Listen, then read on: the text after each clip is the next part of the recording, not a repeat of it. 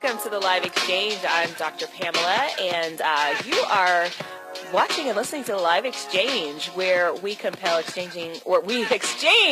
compelling dialogue around love, politics, and intellect every Thursday from 11 to 1.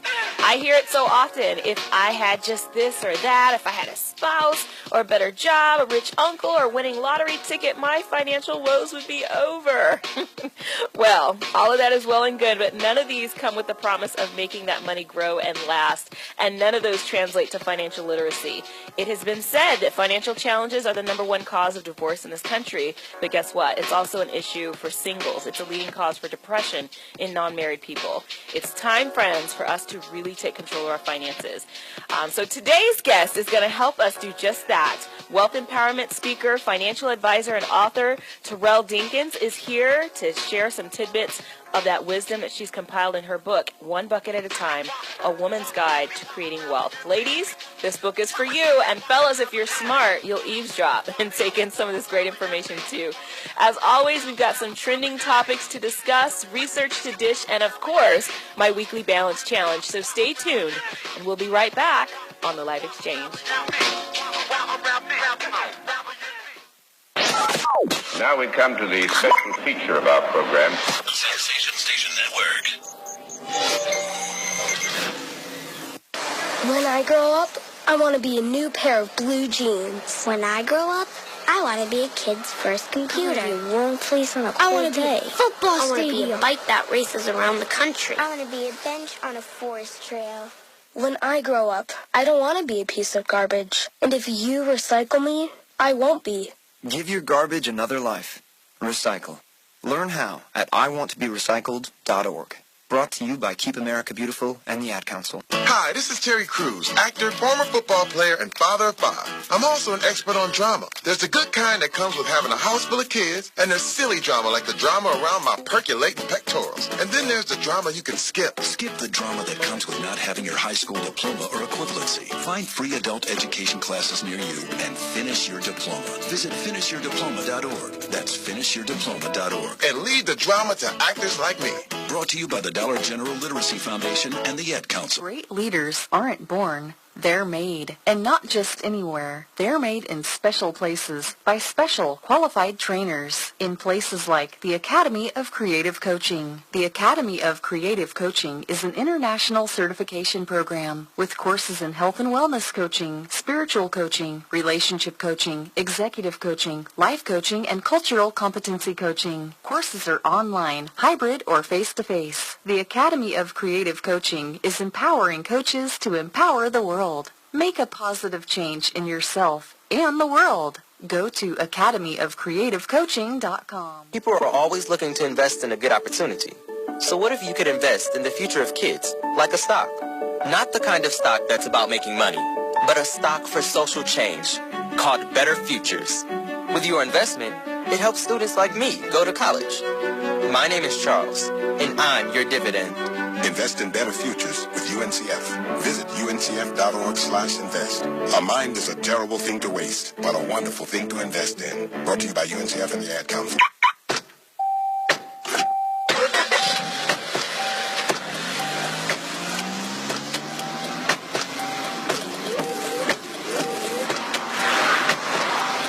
Driving has a rhythm all its own. Don't wreck it with a text. Before you get behind the wheel, silence your phone. Or better yet, designate a texter.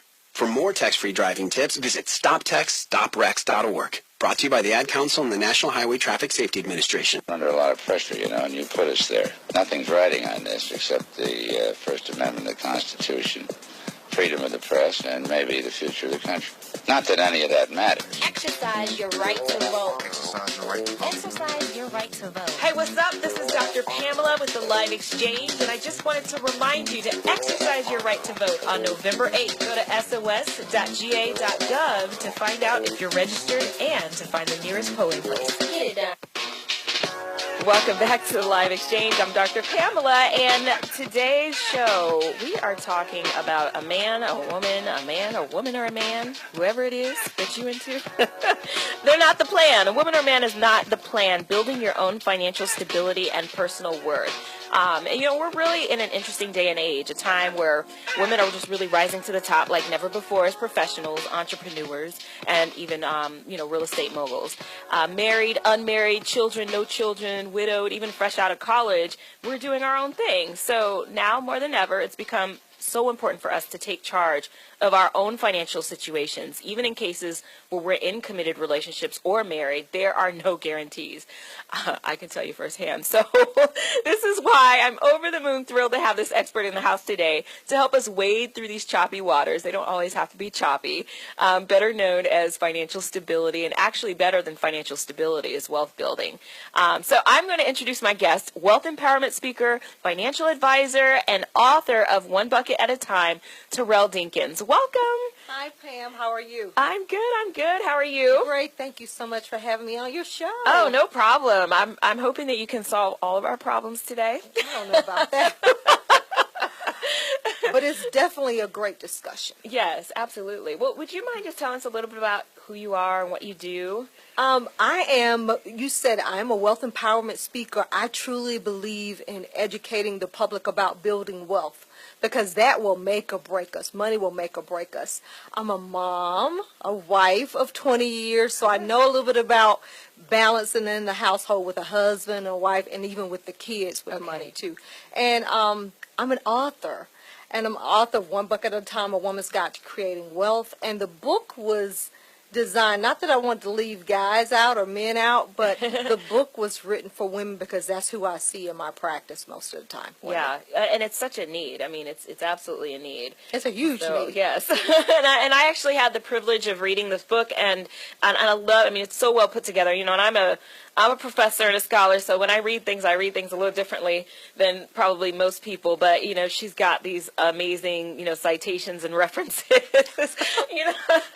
this isn't just her opinion, it's based on, what she's acquired, from, experience, clearly. Yes. But also she's citing, some very reputable resources as well, and so it's just kind of a combination of what I perceive as your professional experience, your personal experience, as well as what some of the experts in the field have had to say. Absolutely. You know what separates my book? I think what's different about it, first of all, it's not long. It's a great read, but it's a lot of information in it. But secondly, it's not the boring finance book that you've read in the past.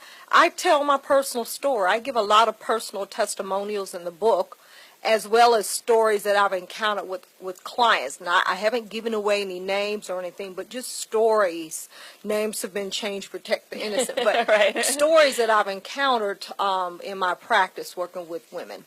That's great. That's great. And those stories really do help drive the points home. There's a couple that I'm going to reference throughout, the course of the show. Okay. And one, namely, would be, how you went about paying for college, which was pretty, like, to me, it was mind-blowing, because I'm like, wow, maybe I'd be in a different place right now, but some really great information. So, and for those of you who are joining us, whether that's Facebook, Periscope, or however you're joining us, please feel free to chime in with questions. We want to make sure that if you have any questions, we're not going to guarantee that we have the magic answer, but we can at least address it. So while you're thinking about your questions, we're going to go ahead and get into some trending topics. Primary election. Lack of diversity. Gas prices. Michael Guest. Trending topics.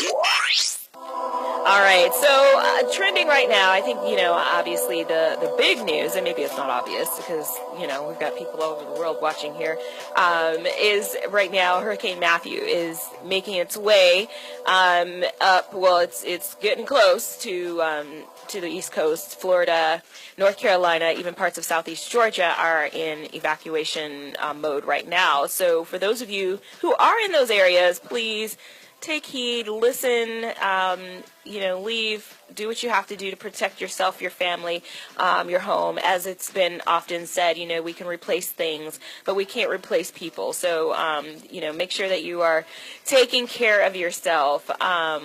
Another thing is I just came across this really great article that I thought would be kind of relevant to today. And the headline is, "On Your Mark, Give Birth, go back to work. And this is just, that whole idea of what kind of time do we get after our children are born in order to, some people have to go right back to work. Some people are given, really generous amounts of time off. And then there's everybody else in between who gets about 6 weeks, which really isn't much. You're leaving a 6-week-old baby, which is really hard to do. I took about 6 months off with my kids, that's 6 awesome. each. But I was ready to go back to work. You're ready. I was ready. Yes, I went through that stage where I started crying. I felt like I was in this vicious cycle, changing diapers, making formula, and I was ready to go back. Well, what's so awesome about the way our society is set up today is that, well, more so than in the past, we have a choice. There are women who choose to stay home, prefer to stay home longer, and then there's others who don't. And they'd rather go straight back to work. And so what I love is that more so nowadays than before, we do have that option, to choose, based on what our preference is. However, in a lot of job situations, and probably majority of those job situations, women are having to go back to work sooner than they want to. So in this story, Tricia Olson, she drank copious amounts of coffee, stuffed tissues in her pocket, and tried not to cry because her son was just 3 weeks old, and she's working for a small towing company, and she had to go back to work. That's young. That's really young. 3 weeks. 3 weeks. And but she's the house bills aren't going to pay themselves. So she had to do what she had to do to go back to work. And there were no other accommodations. There was nobody else to take her place. So it was like, if she couldn't come back, they were going to have to hire somebody else to replace her. Wow. So I'm curious to know, and the reason why I feel like this is relevant to our to today's topic is I'm just wondering if there are things that women can do to prepare financially for that time so that they can take the amount of time that they want from their jobs. I don't think I think people, if they did it based on what they wanted to do, there may not be enough money. There may not be enough money in the world, but you can prepare for that literally with vacation days. You can do some negotiations with your employer to forego some of your vacation time. I think with me, I saved up some of that vacation. Yes, I did too. And we have 9 months to plan with the baby. True. So is that long enough financially? But no, well, it depends on your situation. Right. If you've always been a saver and you've always created an emergency fund, then there's money there. So you can negotiate not taking some of your vacation time with your employer so that you can have that time. And most of your vacation time is typically paid. So you get that paid time. You can save. A lot of women go through that nesting stage. They nest at home, but they also create more of a nest egg by saving in advance. Cutting back, creating a budget for that baby in advance. Right. Cut out your lattes. Start saving in advance. But there are a lot of things that you can do because you do have almost a year. Yeah. When you're expecting a baby. Right. Yes. And so using that time not just to, take pictures of the belly and, have baby showers, that's cool and everything, but, what are you doing to really, long term? What are you doing to make sure that you've got this taken care of from a financial standpoint? I was going to say, too, there may be something that you can work out with some girlfriends clubs that you can negotiate even some babysitting time. Right. There's just things that you can do in advance to plan for that time to go back to work. I think 3 weeks is really young. I mean, I think that's really young, and I would be devastated if I had to leave my baby. Yeah, after 3 weeks. But talking to friends, negotiate. I think in her case she couldn't, but negotiating some babysitting time with friends, saving in advance, cutting back on your spending because you're going to be preparing for that baby. Right. Yeah.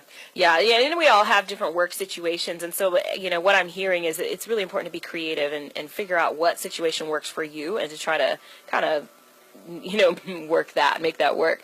So we're going to go to a break, and when we come back, we're going to talk a little bit more about how you can be in a better financial position on the Live Exchange.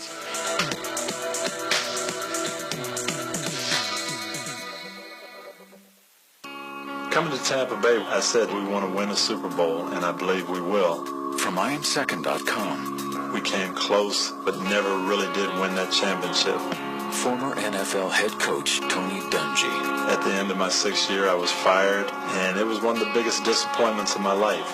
Next year, I'm in Indianapolis, get to the playoffs, but get knocked out again. And for the next couple of years, it's the same thing. Everyone is saying Colts are never going to win one. And I did wonder, why didn't it pan out the way I thought it would? But I determined that I had to have Christ first, and that everything else came below that, including my own desires. The next year, that ended up being our year to go to the Super Bowl and win it, and it was a wonderful feeling. Every decision I make, I'm going to make it through the lens of Jesus Christ, and He guides us to that ultimate victory.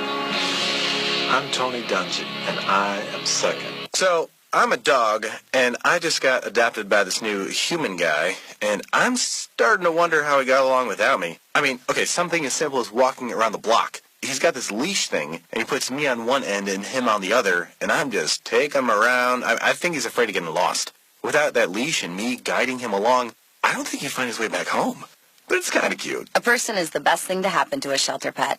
Be that person. Adopt. Brought to you by the Ad Council and the ShelterPetProject.org. Is your client working with anyone on the TV side? My client's interested in anything that pays money. He's out right now. You should work with him.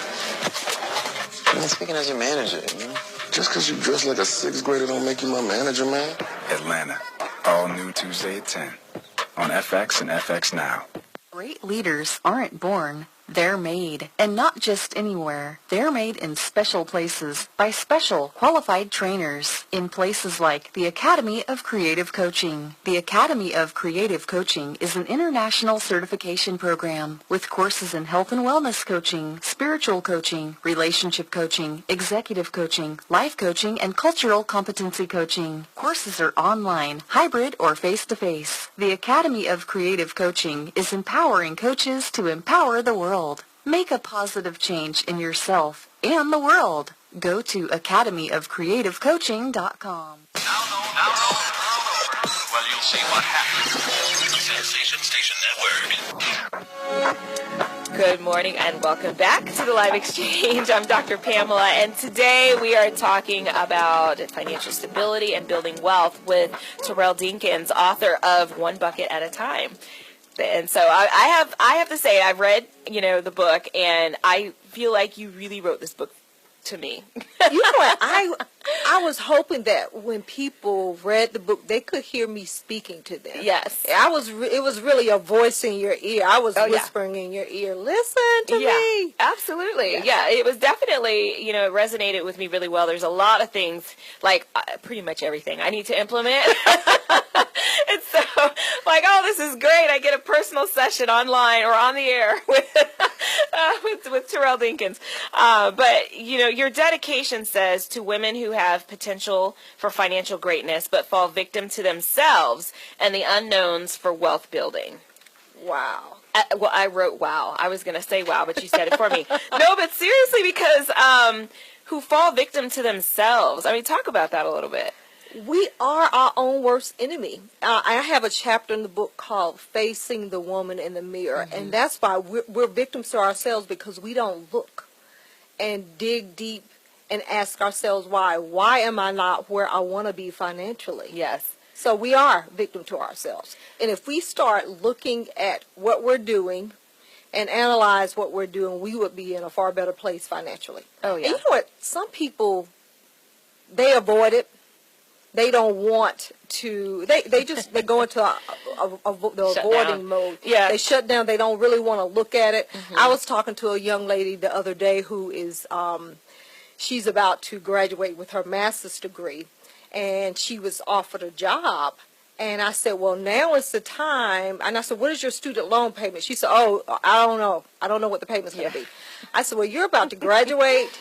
You've been offered a salary, so now you really need to face what your financial situation is going to be like. Even though you're getting a high salary, you may have a huge student loan payment that will affect you. I work with a lot of young professionals on a daily basis. They have great jobs, but student loan debt eats into them. Yes. And people don't want to face that. Oh no. Yeah, it's and I've known some people who have been incredibly smart because they faced it head on, Yes. and within 10 years or less those loans are paid off, and I'm just like, wow, you're pretty amazing.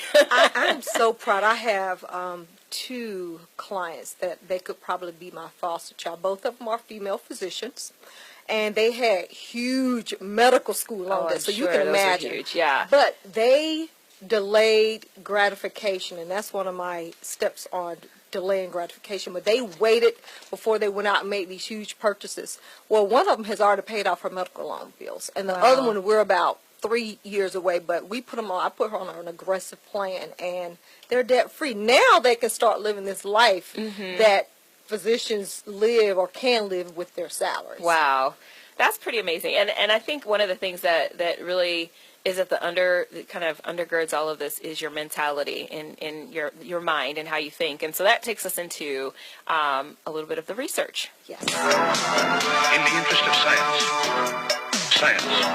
Science. Science. Science. Science. Science. Science. Okay, so today's research and the science that I want to bring to you today is about negative money belief systems. And this is something that I pulled from the business and practice of coaching. And, this is the part of the book that talks about the business side of coaching. And life coaches love to coach. We love to help people. We don't want to deal with the money part. We tend to just, I'm doing this from the goodness of my heart, and then tend to abandon the entire business part of it. So in this section, they're talking about money belief systems that are negative and that can negatively impact your business. And I just thought this was really applicable to what we're talking about today. So it's important to check to see if you have any unconscious negative belief systems that can cloud your ability to think rationally about money. So the three negative attitudes that we're going to be talking about is the deprived attitude, the dissociated attitude, and the demonized attitude. So the first one, the deprived attitude. Maybe you grew up with money deprivation. There was never enough money for your basic needs as a child, or you've struggled throughout your early career. You believe that money is in short supply, and you watch every penny. You're reluctant to spend anything unnecessarily, and as a result, you fail to give your business or whatever it is the resources it needs to flourish. And so your beliefs are, I can't make money. I'm just one step away from being on the street. I can't charge what I'm worth because no one will pay my full fee, and money doesn't grow on trees. So that's the deprived attitude. The second one is the dissociated attitude. Maybe you grew up believing that money was mysterious because nobody in your family understood how to make it or save it. Money may not feel important. So as a result, because it's never made sense to you, you ride an emotional money roller coaster. You are surprised or happy and high when you have it, and you're confused or devastated when you don't. Dissociated attitude. So your beliefs behind that is nice people don't talk about money. Money's the root of all evil. Well, that's the demonized one. We'll go to that one. But nice people don't talk about money. I only care about helping others. If I don't pay attention to money, it always comes when I need it. I get that a lot. Speak it. No. Keeping track of my money only leaves me depressed and confused. So that is the dissociated attitude. I just don't even want to deal with it. Number 3 is the demonized attitude. Maybe you believe that money is inherently wicked. You watched anxiety on your parents' faces when they talked about money, so you feel scared or impure when you have to deal with it too. You're reluctant to raise your rates or negotiate or anything like that, and you find all aspects regarding money unpleasant and suspect. So if somebody wants to charge you for something, they must be a snake. So you believe money is the root of all evil. I can't have money and have integrity too. Only greedy people think about money all the time, so I guess you must be quite greedy. And money is dirty and corrupting. So this is the demonizing attitude. And so those are the 3 attitudes. Again, it's the, what's the first one? The deprived attitude from lack, dissociated attitude, I don't want to deal with it, demonized attitude, money is just awful, evil, and it's only for bad people. So we're going to come back and we're going to dissect this a little bit. I would love to hear your thoughts on this. And I would love to hear any questions you all may have. So stay with us, and we'll be right back on the Live Exchange. Coming to Tampa Bay, I said we want to win a Super Bowl, and I believe we will. From IamSecond.com. We came close, but never really did win that championship. Former NFL head coach Tony Dungy. At the end of my 6th year, I was fired, and it was one of the biggest disappointments of my life. Next year, I'm in Indianapolis, get to the playoffs, but get knocked out again. And for the next couple of years, it's the same thing. Everyone is saying Colts are never going to win one. And I did wonder, why didn't it pan out the way I thought it would? But I determined that I had to have Christ first, and that everything else came below that, including my own desires. The next year, that ended up being our year to go to the Super Bowl and win it, and it was a wonderful feeling. Every decision I make, I'm going to make it through the lens of Jesus Christ, and He guide us to that ultimate victory. I'm Tony Dungy, and I am second. When I grow up, I want to be a new pair of blue jeans. When I grow up, I want to be a kid's first computer. I want to be a warm fleece on a I want cold to be day. a football I want to stadium. be a bike that races around the country. I want to be a bench on a forest trail. When I grow up, I don't want to be a piece of garbage. And if you recycle me, I won't be. Give your garbage another life. Recycle. Learn how at iwanttoberecycled.org. Brought to you by Keep America Beautiful and the Ad Council. Is your client working with anyone on the TV side? My client's interested in anything that pays money. He's out right now. You should work with him. I'm speaking as your manager, you know? Just because you dress like a 6th grader don't make you my manager, man. Atlanta. All new Tuesday at 10 on FX and FX Now. Hi, this is Terry Crews, actor, former football player, and father of 5. I'm also an expert on drama. There's the good kind that comes with having a house full of kids, and there's silly drama like the drama around my percolating pectorals. And then there's the drama you can skip. Skip the drama that comes with not having your high school diploma or equivalency. Find free adult education classes near you and finish your diploma. Visit finishyourdiploma.org. That's finishyourdiploma.org. And leave the drama to actors like me. Brought to you by the Dollar General Literacy Foundation and the Ad Council. If you're looking for that ratchet, you're in the wrong place. It's the nation's urban internet station, Sensation Station Network.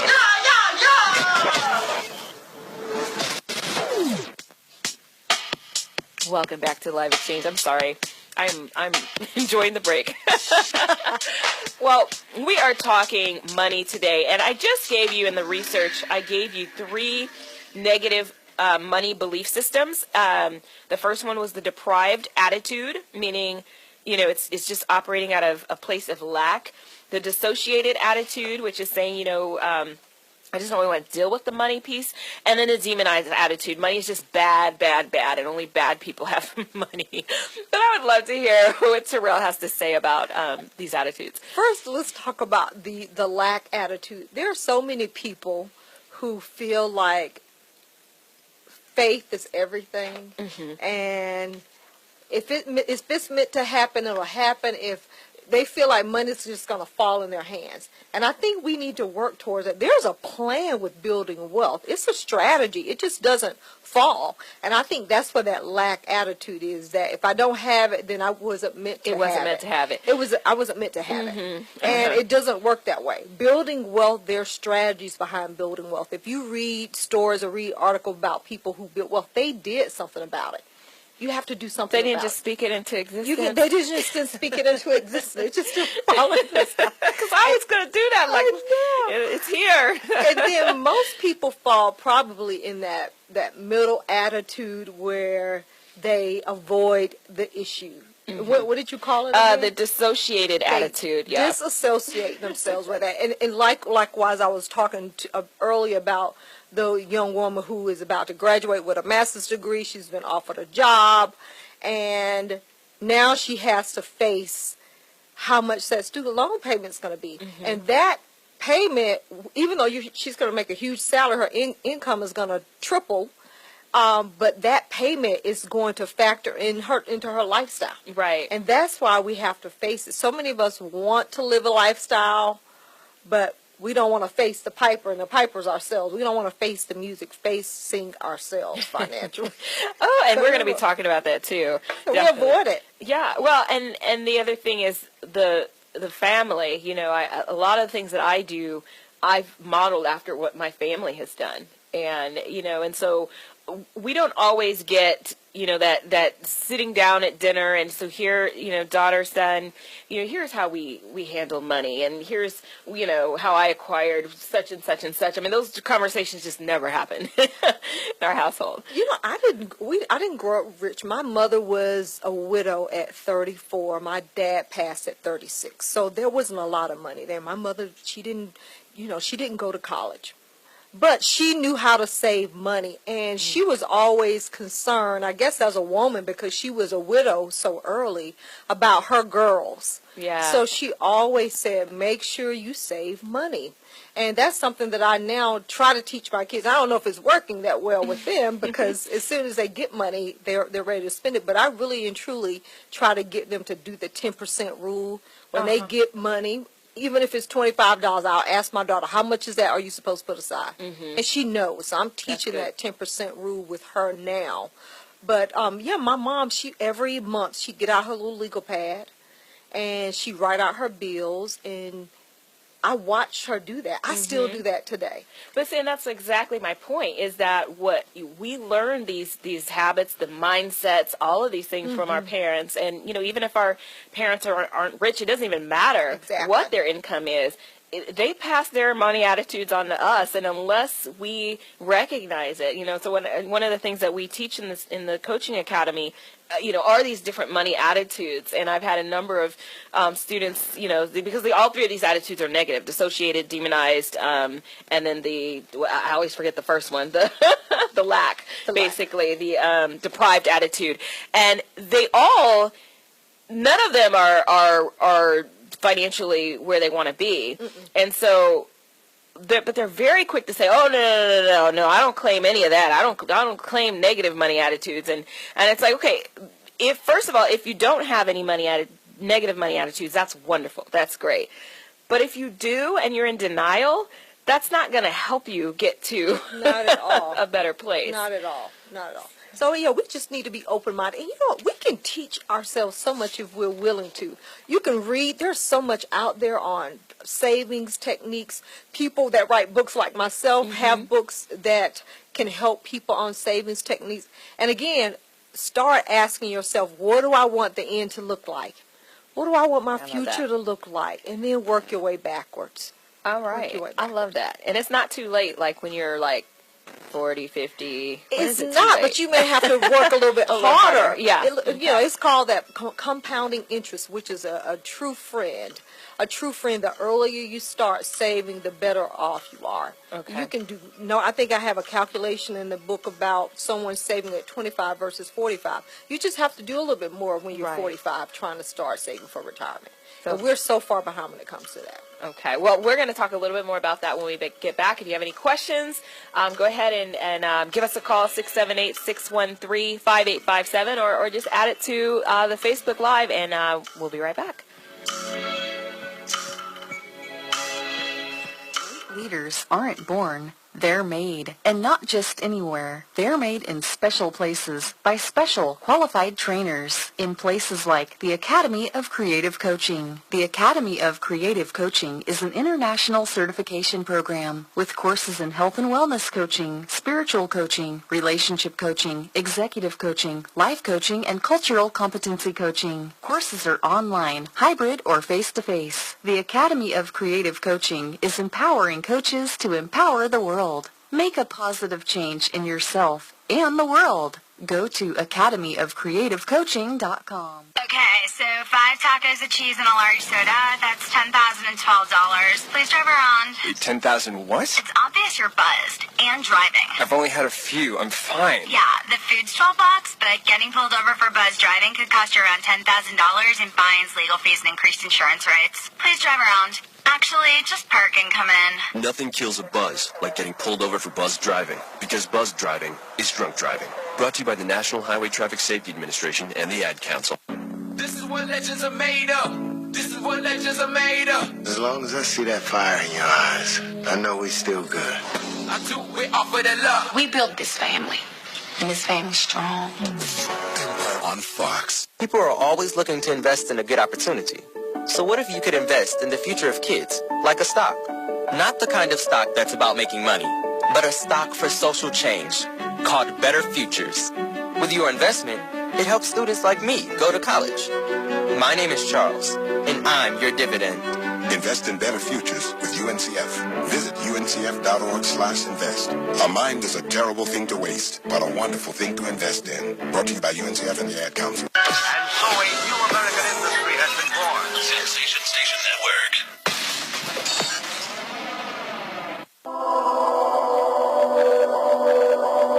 Welcome back to the Live Exchange. I'm Dr. Pamela, and today we are talking about money, and we're looking at really what it means to, have some financial stability, but even better than that, personal wealth, how to build personal wealth. And so I have here with me Terrell Dinkins. She's the author of One Bucket at a Time, and we are just really, we were just talking about the mindset of, because you have to have the right mindset in order to even do it the right way. And, if you have a negative mindset, you're going to handle your money negatively. That's correct. So absolutely. Yeah. So we're going to go ahead and get into this week's balance challenge. Keeping your balance with Dr. Pamela. Dr. Pamela. Dr. Pamela. Okay, so this week's balance challenge actually comes straight out of Terrell's book. I really enjoyed, I loved this challenge, and as you said in the book, a lot of different self-help people have kind of challenged people to think back to your childhood. I did the same thing in my book. Think back to your childhood, because there's a lot of keys there. There are a lot of treasures there that give you hints to where you could be or should be going today. So I'm going to read this verbatim from your book. If money was not an object, what would you do? Think back to when you were in kindergarten. Yes, I know you're probably thinking that kindergarten was a long time ago, and for some it may be longer than others. And you probably feel like you can't recall your kindergarten years, but give it a try. If that is too much of a stretch for you, try to think back as far as you can remember. What were you good at doing? I'm sure a sibling or your parent could help you answer this question. Ask them what they thought you would do as an adult based on your skills as a young child. And she goes on to say, I believe our greatest wealth potential is in our God-given talents. Wealth goes far beyond money. The wealth of knowledge and skills that reside within us will help us create all the money we need. It is left up to us to tap into ourselves and rebirth these. So what I'm getting from this is that in order, by delving into our passion, this helps to fuel our financial Absolutely. Can you talk about that? And let me tell you why I wrote that. Because ever since I was a little girl, I was always good with numbers.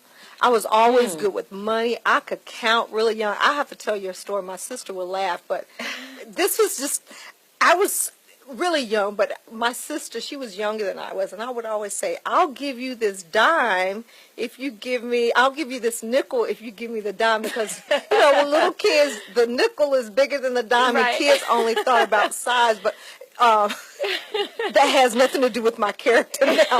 But it was just always there, and I wrote that because I realized that I'm walking in my purpose. That's really good. I'm walking in my light. I'm doing what I'm supposed to do, and that's helping people with money. And even I majored in finance in college. I've always loved it. My first job out of school, I worked in the banking institution. And then after that, I veered off and went into sales for several years, and my company went through a downsizing. And at that point, I said, what am I going to do with the rest of my life? And I thought about, if money was an object, what would I be doing? Mm-hmm. I was always helping people and talking to people about money, doing workshops, and I wasn't necessarily a licensed advisor at the time. And when I went through the downsizing, I realized I want to help people with their money for the rest of my life. Wow. I'm good at it. I didn't carry debt. I didn't like debt. Debt's not my friend. I don't sleep well at night with debt. And so that's what I decided to do with the rest of my life. And I wrote a book. I'm, now working as a licensed financial advisor, and it feels good, and the money does come. So, yeah, and I was going to say, tie that whole idea of purpose and doing what you, have always seemed to be good at doing. How does that tie into money? Well, because I think, first of all, you can't undervalue yourself. Mm-hmm. So you can be good at something, really good at something, but sometimes people, even though they know what their purpose is, they still undervalue their worth. they're afraid to put a price under their work. They're afraid to say, hey, here's my fee. Yes. Mm-hmm. Here's my fee. And I actually had a client one time who said, girl, don't be afraid to tell me how much I owe you. You just tell me. And I remember that. Yes. She pulled out a check and wrote me a check. Okay. And I was working with her on another project. But she said, don't be afraid of that. And she was an attorney who shared that with me, and it stuck with me. So, yeah, we can know our purpose and walk in our purpose, but we also have to feel comfortable with our value and our worth. Absolutely. And once those are tied together, then I think the money does come, because when you're walking in your purpose and you're doing what you're supposed to do, you're going to be good at it. Right. And you're going to attract people to you. It's just like with my niche when I started my practice 7 years ago. It was never my intentions of having a practice around women and wealth, but that niche found me. Mm-hmm. Women came to me. They saw me out. I was always talking. I guess I have this beacon of light around. But that became my niche. Not that I'm not working with men, but it was the women that were raising their hands saying, hey, look at me, help me. Right. And it feels good. It really does feel good. Okay. So that's the section of the book I think is a great challenge that we should tap into it, because we're miserable sometimes because we're unhappy with what we're doing. The money's not going to come to us. Right, right. And that's so huge. I mean, I know people who have struggled with, but I'm not good at anything. I don't have any gifts or talents. And I always say, I'm willing to bet you that that's not true.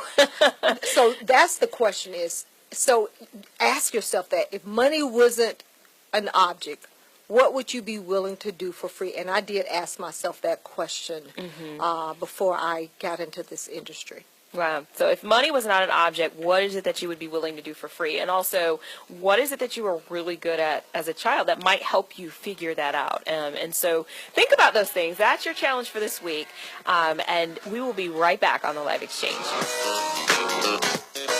Okay, so 5 tacos of cheese and a large soda, that's $10,012. Please drive around. 10,000 what? It's obvious you're buzzed and driving. I've only had a few. I'm fine. Yeah, the food's $12, but getting pulled over for buzz driving could cost you around $10,000 in fines, legal fees, and increased insurance rates. Please drive around. Actually, just park and come in. Nothing kills a buzz like getting pulled over for buzz driving, because buzz driving is drunk driving. Brought to you by the National Highway Traffic Safety Administration and the Ad Council. Great leaders aren't born. They're made. And not just anywhere. They're made in special places by special qualified trainers in places like the Academy of Creative Coaching. The Academy of Creative Coaching is an international certification program with courses in health and wellness coaching, spiritual coaching, relationship coaching, executive coaching, life coaching, and cultural competency coaching. Courses are online, hybrid, or face-to-face. The Academy of Creative Coaching is empowering coaches to empower the world. Make a positive change in yourself and the world. Go to academyofcreativecoaching.com. And so a new American industry has been born. Sensation Station Network. All right, welcome back to the Live Exchange. I'm Dr. Pamela, and I have here with me Terrell Dinkins, author of One Bucket at a Time, and the subtitle is A Woman's Guide to Creating Wealth. And so I just to talk about the book is focused on women. You make it clear that you aren't, you make it clear in your book that you're not just targeting women because you're a woman. I mean, you have some specific reasons to targeting women, and you give several reasons or areas of focus, including longevity, widowhood. A man is not the plan. Our seat at the table, the sandwich generation, which is we're raising our kids and we're taking care of our parents, closing the pay gap, and women being very intuitive. One thing that was shocking to me was the issue of widowhood. This is the stat that got me. Statistics show that a third of people who become widows are younger than the age of 60. I mean, your mom was much younger than that even. She was 30. Gosh. Very young. Yeah. Very, very young. And here's the thing. Men are more likely to get married. Of course, they're going to be married women, but they're more likely to get married sooner than a woman. And one of the things that's really so important why I wrote this book, and we talk about widowhood, but longevity is a huge issue. Meaning we outlive the men? We outlive men. So Okay. let's talk about that. Okay. So in the United States, according to 2010 census, there are more than 53,000 centenarians. And centenarians are people that live to the age of 100 or longer. Longevity runs in my family. My grandmother was born in 1919, so was she 96? Wow. Yes. She was born in 1990. She's seen a lot. She's, Wow. yeah, born in 1920. She was born in Okay. 1920, so that makes her 96 years old Okay. this year. So here's the more startling statistic. So we have over 53,000 centenarians in this country, and of the 53,000 centenarians, 82.8% of them are women.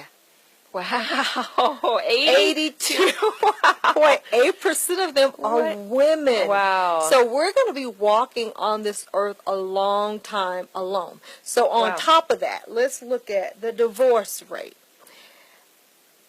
The divorce rate now is almost as high as people being married. You have a 40 to 50% divorce rate. So there the woman is alone. And then people are waiting a lot longer to get married. I have so many female sorority sisters, girlfriends that are in their 30s, close to 40, and they haven't gotten married. They don't have any children. Even myself, I was 30 when I got married, and I thought that was like, that wasn't in my plan. I didn't plan it that way. Right. But there are women that are older, and then we're having children much older too. Yes. So that creates that sandwich generation because we're having children much older. You have people that are having their first child at the age of 40. Right. So they're definitely going to be stuck in what I call the sandwich generation, where they'll have young children. Mm-hmm.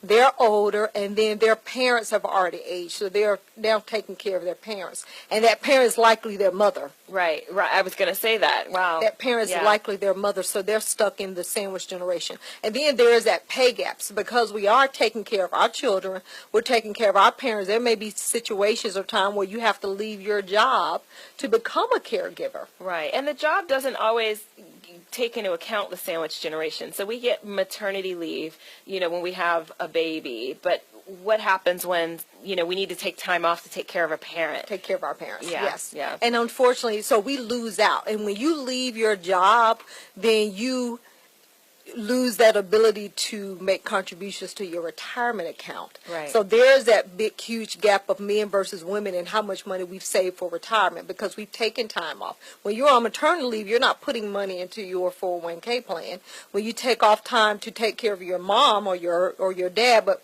most likely your mom, you're not putting money away for retirement.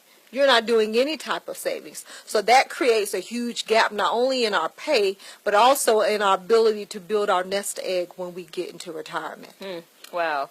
And it strikes me as with the whole, a man is not the plan, considering we may become centenarians. So maybe we're married, especially if we don't get married till we're 40. So we may be married a good 20 years in our life, And so, considering the whole entire span of our lives, I can see loud and clear how, just in the past, it was, I'm going to get married and that's my financial security. But that's not the case anymore. Right. I'll think about my husband. I'll use him as an example. He grew up in a household, and a lot of our children, my son, they're going to grow up in households where they saw their moms working. So, a couple of generations back, a lot of women went to college to get their MRS degree in hopes that they'll get a guy, and he comes and he rescues us. But to be honest, in the beginning, it may be kind of cute, and he may feel like I'm rescuing him. But a lot of times, men they don't always want to rescue us financially. Right. They don't always want that. People do want an equal partner. Now, I will say that, and I talk about this in the book, the equal partner does not necessarily mean that you have to have equal paychecks. It just means that you need to find your seat. What are you good at that can contribute to the household? I had one guy who shared with me, and it was kind of funny because I sensed that he would probably be divorcing his wife, but he said in so many words that it was cheaper to keep her. And we've heard that. He didn't say that out loud, but I sensed that. Right. But what he said was, I trust her with my money. And I know she's not going to take anything from me. But that was her role. She didn't make as much as her husband, but he trusted her. She knew what was going on in the household. So even though there may not be equal pay in there, you need to find what your equal role is in the household. That's interesting. So that goes back to, again, finding your purpose. Finding your purpose. But, wow, so we're going to have to talk about this tomorrow night at the Live Exchange when we look at relationships. That would be a really interesting question to pose about the whole idea of cheaper to keep her and the equal, having a partner that somehow, is a man looking for that or not? Because I would love to hear some of the men's feedback about that. So would I. Yeah. And I'll be there. Yes, so we're going to definitely talk about that. It's what is it, Women, Wine, and Wisdom at the Live Exchange tomorrow. I'll give you more information about that. But first, we have a love letter, so we're going to go into love letters. Love Notes with Dr. Pamela. Okay, so today's love letter comes from a mom, and she's saying, and she didn't sign her name, but she says, I am a divorced mother of 3, trying to rebuild my life. It seems like I lost everything after my marriage ended, and now I'm having to start from scratch. I no longer have a home. I no longer own a home. I had to use all of my savings and my 401k to prevent my house from going into foreclosure before selling it at a loss. My credit cards are all maxed out, and my income alone, which includes child support, is not enough to sustain an entire household. I don't even know how to begin to get on my feet. It seems really overwhelming. Where do I start? Yeah, I saved this one for you. I have my own advice from my own personal experience, but I think yours is going to probably be a little bit more, professional. So I would love to hear what you have to say. But so that's not an unusual story where women have gone through divorce and they have to start all over again. This is where you really truly do. You pull up a chair and you sit down at the table and you write out, what do I have coming into my household? You need to know where all the cards are at that time. What's coming in? How much money am I bringing in? What do I owe out? And write everything out that you owe. And it could be when you're in a situation like that you have to do downsizing. I know so many people who don't want, and she's already sold her house, but it may be that she has to make some huge sacrifices, i.e. downsizing her house. She's already done that, downsizing her apartment. Sometimes you may have to make some major sacrifices to get a handle on that. It may be that you do have to cut back on your eating, but until you sit down, pull up a table, write out, what do I have that's coming in? And face the music and write out, what do I owe? That's the hard part. And the balances of what do I owe. As a matter of fact, in the back of my book, I have a chart of expenses that people can fill in the blank. It's a grid in the back that they can fill in. That's the hard part. Right. That's where and it may be that you get someone to sit down. You may even work with someone who can help you with the budget. There are organizations out there that can help you. I think Operation Hope has a budget worksheet. I have a budget worksheet. But that's when you sit down and write it out and look at it and face it. And then you start saying, okay, what do I need to eliminate on this list? What has to go? If you're doing your hair, your nails, I can't do that.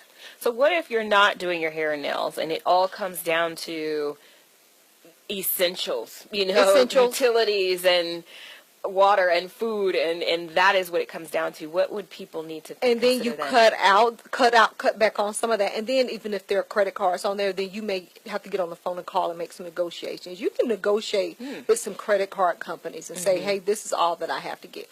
I would go through everything. I don't like to hear people say, I'm going to file bankruptcy, because there are always solutions. And then, baby, too, that you have to, you may have to get a personal loan. It's okay to ask people for. That's not always bad. We're going to talk about that too. I don't like that, but it may be that there's somebody out there that can give you a personal loan. But most of the time, people have not even taken those steps. They don't know what they have. Are they just kind of stewing in it? They're stewing it. They're not looking. They're not looking at what's coming. I had a young woman to come in to see me. She said, I don't understand why it's so important to do a budget, and I don't understand it. She didn't think she had any money, so she came to my office. We sat down, and I got all of her documents, and we looked at everything.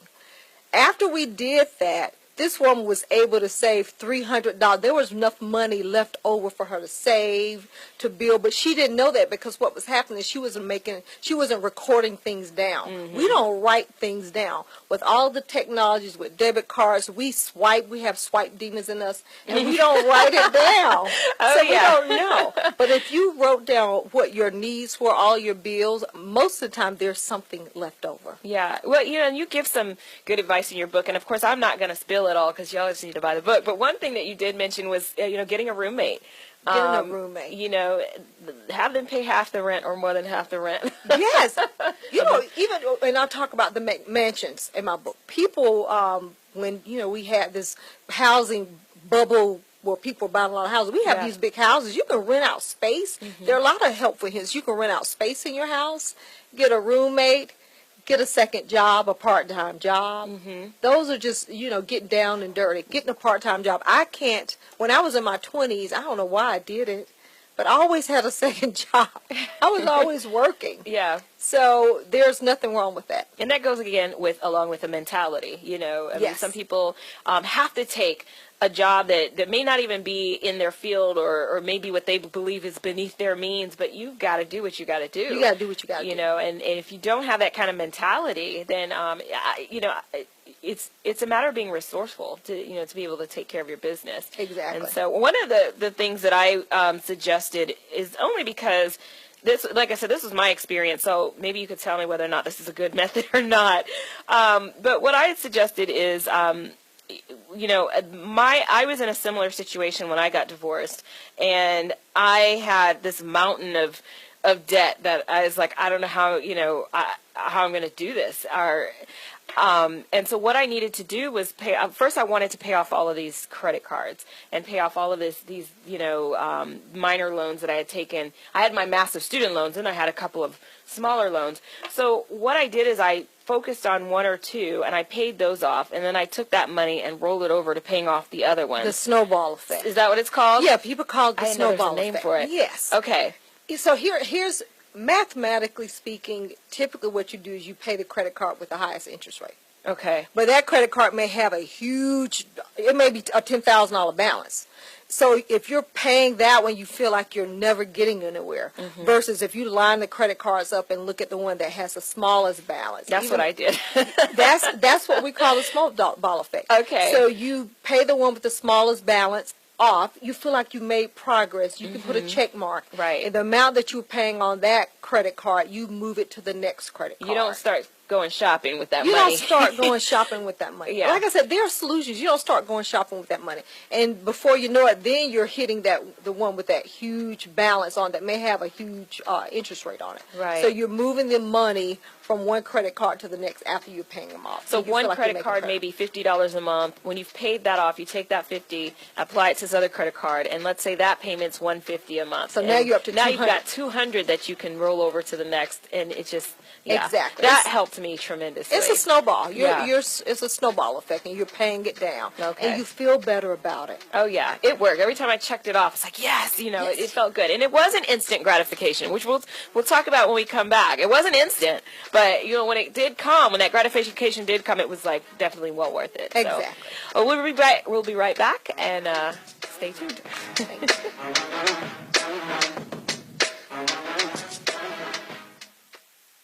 This is what legends are made of. This is what legends are made of. As long as I see that fire in your eyes, I know we still good. I do it off of that love. We built this family, and this family's strong.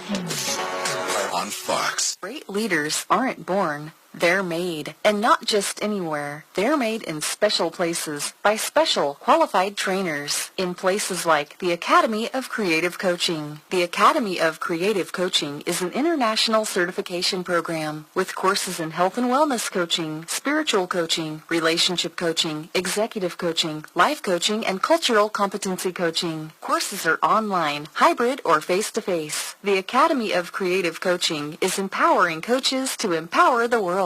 Make a positive change in yourself and the world. Go to academyofcreativecoaching.com. I am an American soldier. I'm a warrior and a member of a team. I serve the people of the United States and live the Army values. I will always place this first.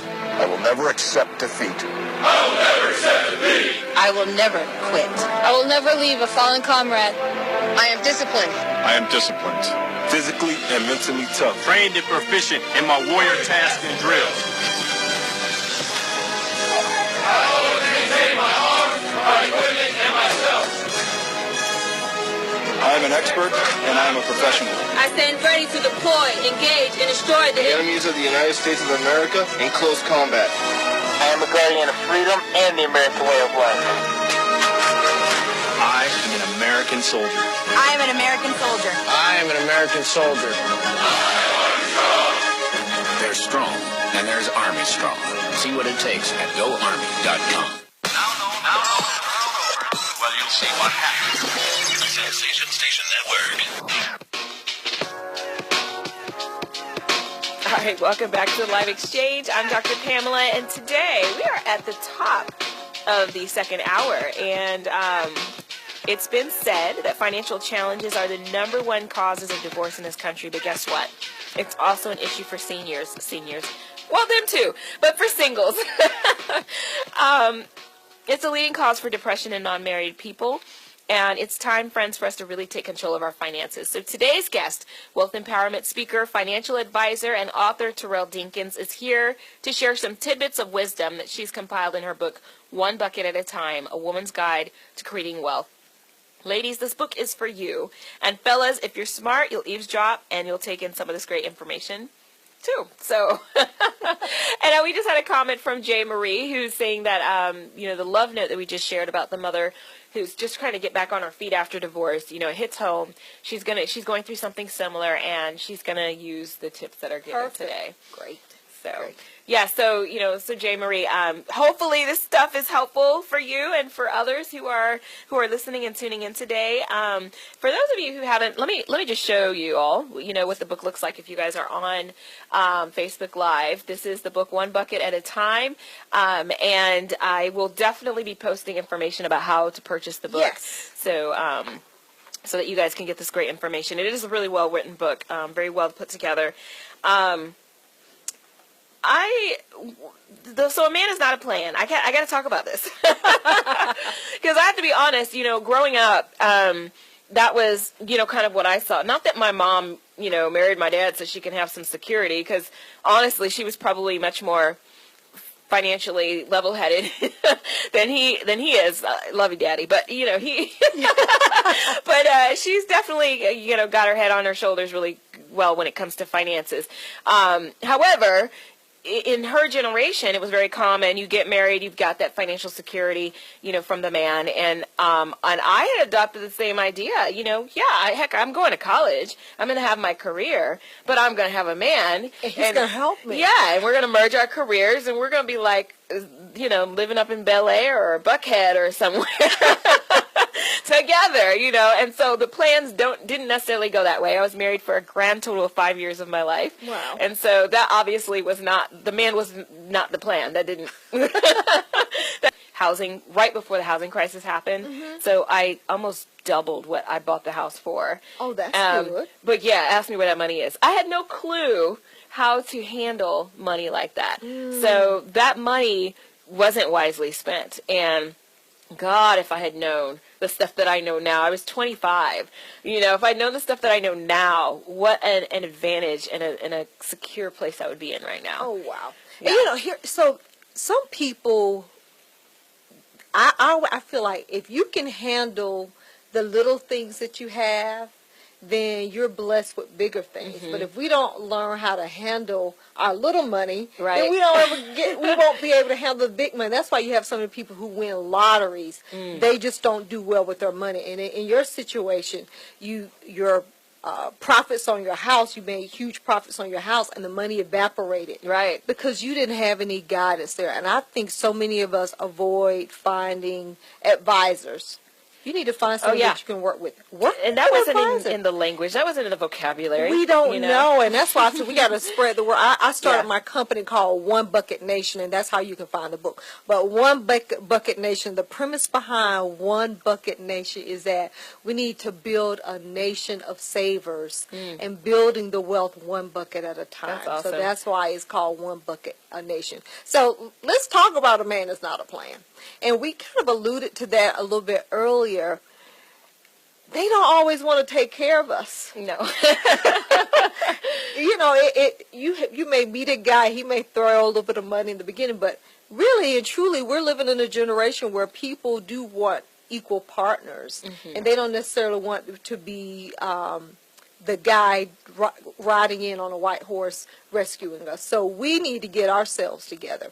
And even when you get married and when you're in a household, you need to find out a good plan that's going to work for you, because people often ask me, well, what should we do? You need to find out what's going to work for you. What works in my household with money may not work in your household. Right. And maybe we can talk about that, some of the tidbits that you can do. But in our case, say hypothetically if you made more than your husband, and I'll use a round number of $100,000 a year. Your household had $100,000 a year, and you made 60, he made 40. It may be that you all work your bills on a 60-40 ratio where you're covering 6% or he's covering 40%. Right. In my case, in our household, we don't have any joint accounts. But we never argue about money. I've been with him for 20 years. We've never argued about money, but we found a system that works for us. That's awesome. We even have a system with I think this is kind of funny. He came up with this idea. Even with grocery shopping.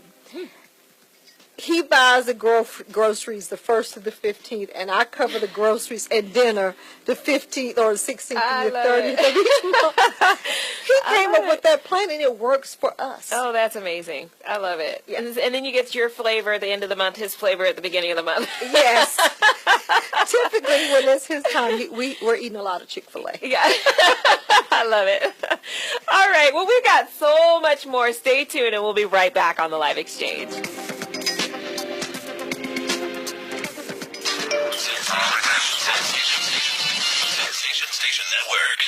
Listen, as a hiring manager, I've got to tell you, the best job candidate isn't always the typical candidate. Sometimes they're a grad of life. Meet the grads of life. Young adults of unique determination and experience. An ideal fit for your company in an entry-level position, internship, or mentorship. They might not have every qualification you typically look for, but they're exactly who your company needs. Sometimes the best candidates aren't the ones you're used to. Go to gradsoflife.org to learn how to find, cultivate, and train this great pool of untapped talent. Brought to you by the Ad Council and gradsoflife.org. Vince Lombardi once said that it's hard to be aggressive when you're confused. Some of us think that taking our lives to the next level, both personally and professionally, is a confusing and complicated process. Guess what? It's not, and I can prove it. My book, Truisms, will show you how living your life by rules that are so self-evident and obvious, you'll say, I knew that. This powerful yet short, detailed bestseller is on sale right now, under $10. Go to michaelmcfadden.com. That's michaelmcfadden.com, and let Truisms help you to the next level.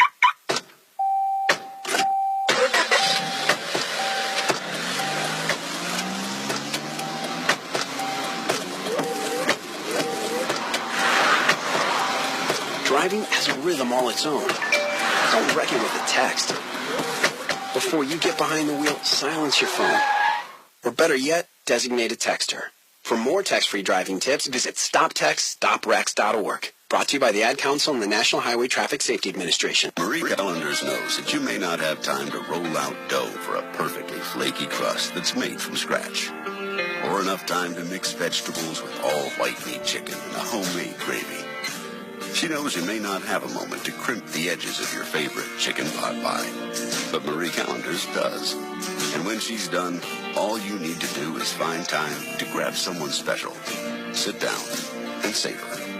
Marie Callender's, it's time to save. Okay, so 5 tacos of cheese and a large soda. That's $10,012. Please drive around. Wait, 10,000 what? It's obvious you're buzzed and driving. I've only had a few. I'm fine. Yeah, the food's $12, but getting pulled over for buzz driving could cost you around $10,000 in fines, legal fees, and increased insurance rates. Please drive around. Actually, just park and come in. Nothing kills a buzz like getting pulled over for buzz driving, because buzz driving is drunk driving. Brought to you by the National Highway Traffic Safety Administration and the Ad Council. Primary election. Lack of diversity. Gas prices. Michael Glass. Trending topics. All right, welcome back to the live exchange. So, trending topics. I'm sorry, but we cannot do trending topics without talking Donald Trump. The dude is trending. So, we had the vice presidential debates this week, and it's the one and only debate that's going to happen. And you know, I have to be really honest. I just couldn't bring myself to watch it, and I am usually all over the politics. But one of the things that was definitely discussed prior to the debate was his taxes. And so Donald Trump declared a $906 million loss on his 1995 tax return, a tax deduction so substantial that it possibly allowed him to legally avoid paying any federal income taxes for up to 18 years. And these are based on records obtained by the New York Times. And tax experts hired by the Times to analyze his records said that tax rules, especially advantageous to wealthy filers, would have allowed Trump to use his $916 million loss to cancel out an equivalent amount of taxable income over an 18-year period. So being able to find those loopholes and those things that are that would prevent him from having to pay taxes, which is, you know, a lot of people are saying it's brilliant. However, I wonder, had Hillary Clinton done the same, would they be considering her brilliant or a scam and a fraud? You know, so there's so many double standards out there happening, and I will let you come to your own conclusions about that. But also, kind of along the same lines, according to the Huffington Post, the teachers union claims that the Trump effect is warping kids' minds. And I can't say that I would disagree or think that that's an outlandish claim. Now, though, you know, Pence in the Pence-Kaine debate this week claims that Trump didn't say all these things that he said. The teachers are, in fact, saying, I mean, to the point where there's an official statement put out that the Trump effect is really impacting what's going on in schools. The Southern Poverty Law Center is who coined the Trump effect. And they're alleging that there's an uptick in school bullying that's stemming from the presidential campaign. So there's students that are being singled out, like immigrant classmates. They're being taunted. Teachers report that students have been emboldened to use racial slurs, including name-calling and making inflammatory statements towards each other. Kids use the candidates as pejoratives to taunt each other.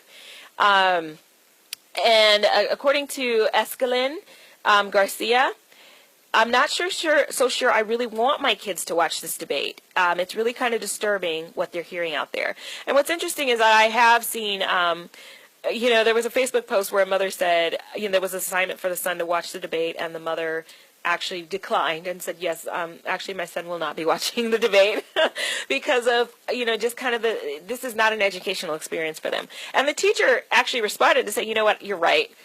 Don't even worry about it. And my daughter and I are usually front and center with presidential debates and all of that. This one, I have, and I don't have to make her watch. She's usually, right there with me. She's 9.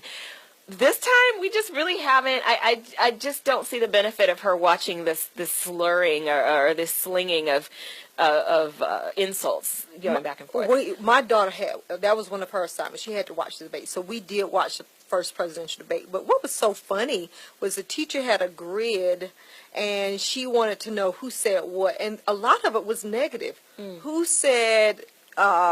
Who's going to build a wall? So the child had to identify the candidate who would make the particular statement. Okay. So. That's interesting. Well, and that is one way to, even if you kept it more open, to identify who said something that you agree with or that you resonate with, or who's, or what was a personal attack versus a factual statement. Exactly. That might make it educational. Yes.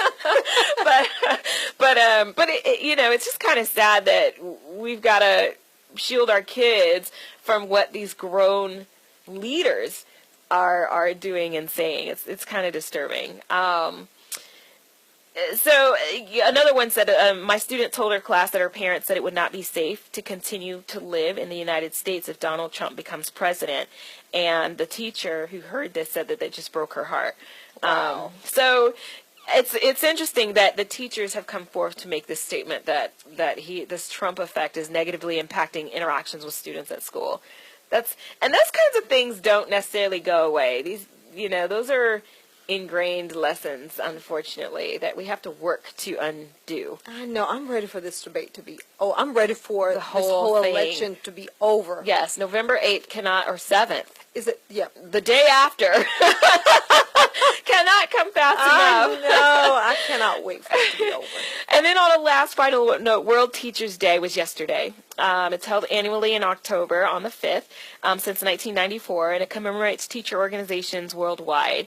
Its aim is to mobilize support for teachers and to ensure that the needs of future generations will continue to be met by teachers. So if you have an awesome teacher, reach out. Tell them that they're awesome. I'm a professor, so I expect all of my students to reach out to me this week and tell me how awesome I am. I will be right back on the Live Exchange. A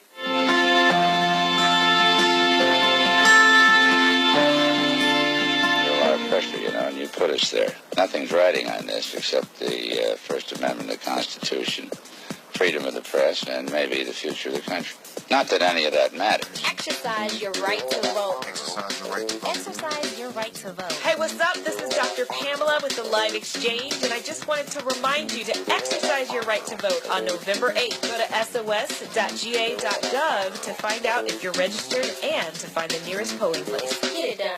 Okay, so 5 tacos of cheese and a large soda. That's $10,012. Please drive around. 10,000 what? It's obvious you're buzzed and driving. I've only had a few. I'm fine. Yeah, the food's $12, but getting pulled over for buzz driving could cost you around $10,000 in fines, legal fees, and increased insurance rates. Please drive around. Actually, just park and come in. Nothing kills a buzz like getting pulled over for buzz driving, because buzz driving is drunk driving. Brought to you by the National Highway Traffic Safety Administration and the Ad Council. Hi, this is Terry Crews, actor, former football player, and father of 5. I'm also an expert on drama. There's the good kind that comes with having a house full of kids, and there's silly drama like the drama around my percolating pectorals. And then there's the drama you can skip. Skip the drama that comes with not having your high school diploma or equivalency. Find free adult education classes near you and finish your diploma. Visit finishyourdiploma.org. That's finishyourdiploma.org. And leave the drama to actors like me.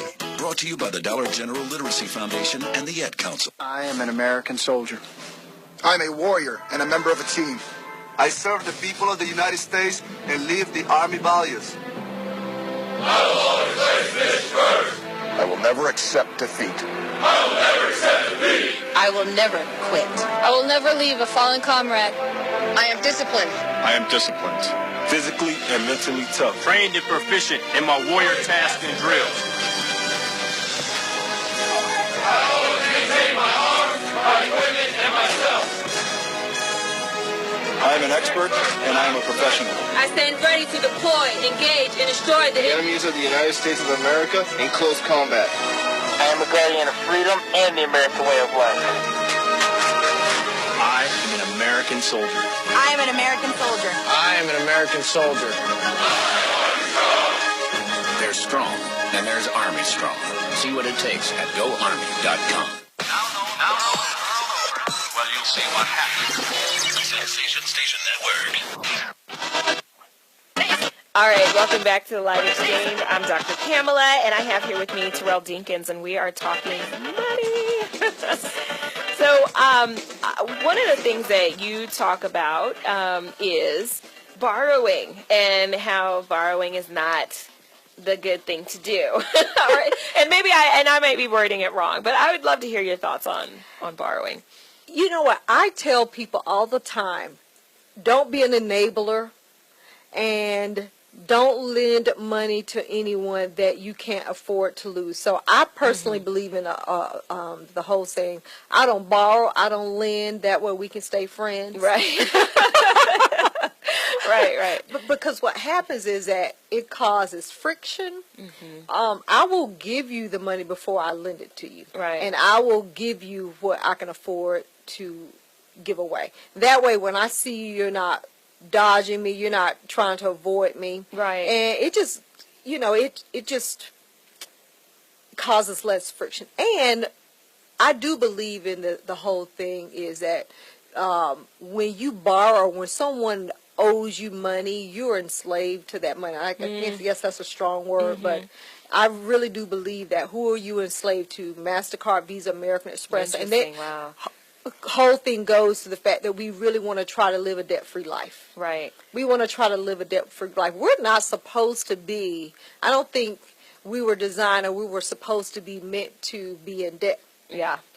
No. So, I mean, it doesn't feel good. It so doesn't it can't feel be the right good. thing. So it can't be the right thing. Well, and there's your, student loan debt. Yeah. There's your mortgage, and people call that good debt. I don't think any debt is good. Well, Even though I have a mortgage, I would feel much better when I pay it off. It's gone. When it's gone. Well, and I was going to ask you that. I was going to say, is borrowing always bad? Because we're taught to take out student loans as an investment in our education and our future. But times have changed so much. Education is no longer a guarantee to a great job. It's not. Is it still worth the investment? You know what? When you look at now, so let me back up, and I don't want to feel like I'm talking out both sides of my mouth. Going back to the mortgage and going back to student loan, people call it. You don't feel. I say it's not good debt because you don't feel good about any debt. It's just like the student. She's not going to feel good knowing that she's got to pay the student loan debt back. So if there's a way that you can subsidize anything, put money down on the house so that we can create less of what we call a good debt. Right. Does that make sense? Yes. So instead of just being frivolous about taking out a ton of student loans, find out how much of that you can pay up front and then get the loans when they're necessary. I've counseled clients on using their employer to pay for graduate school. When I think about school, I literally kind of got through school free. Can you talk about how you did that? I'll tell you. First of all, because my dad died really young, I got Social Security. So our government, cares for the widows. My dad put money in the system.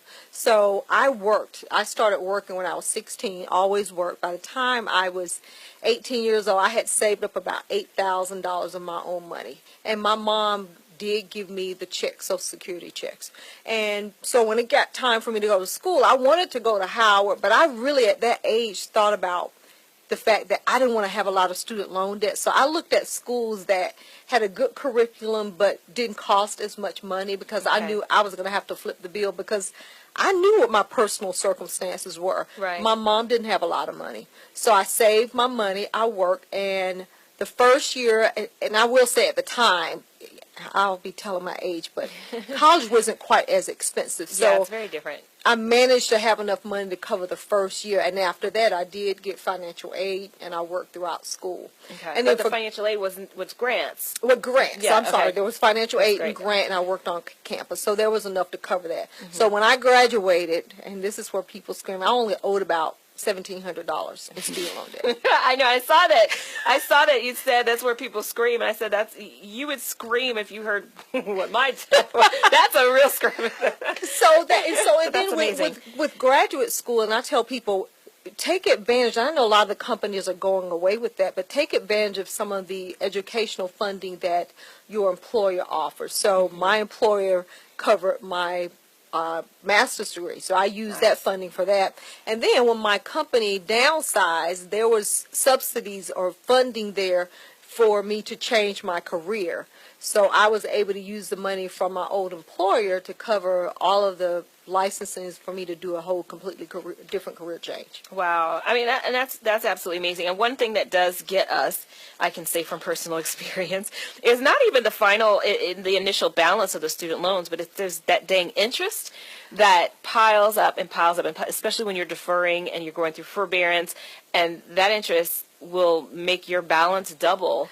But it's just like people kick the can down the road all the time. People purposely avoid it, and it makes it worse. Yes. Well, we're going to get into a little bit of research, and we'll come back to this discussion. In the interest of science.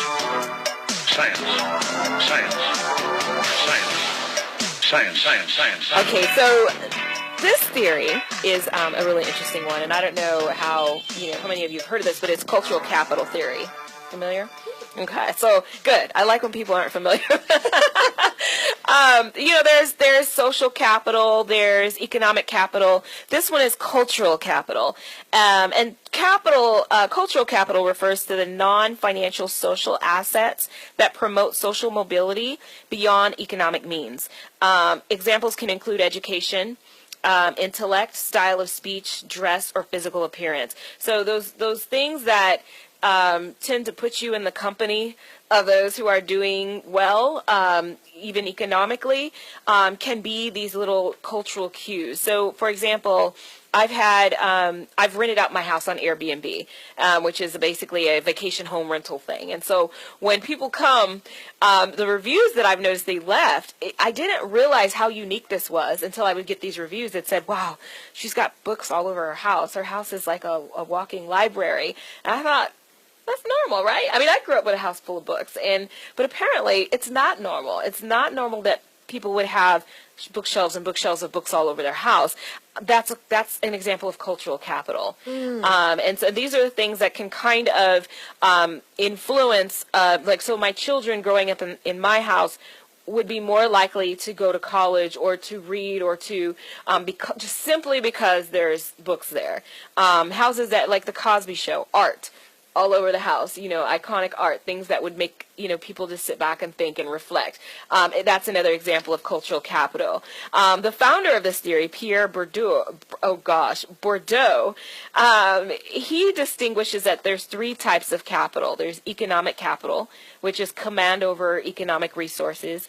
There's social capital, that's who you connect with, who you know.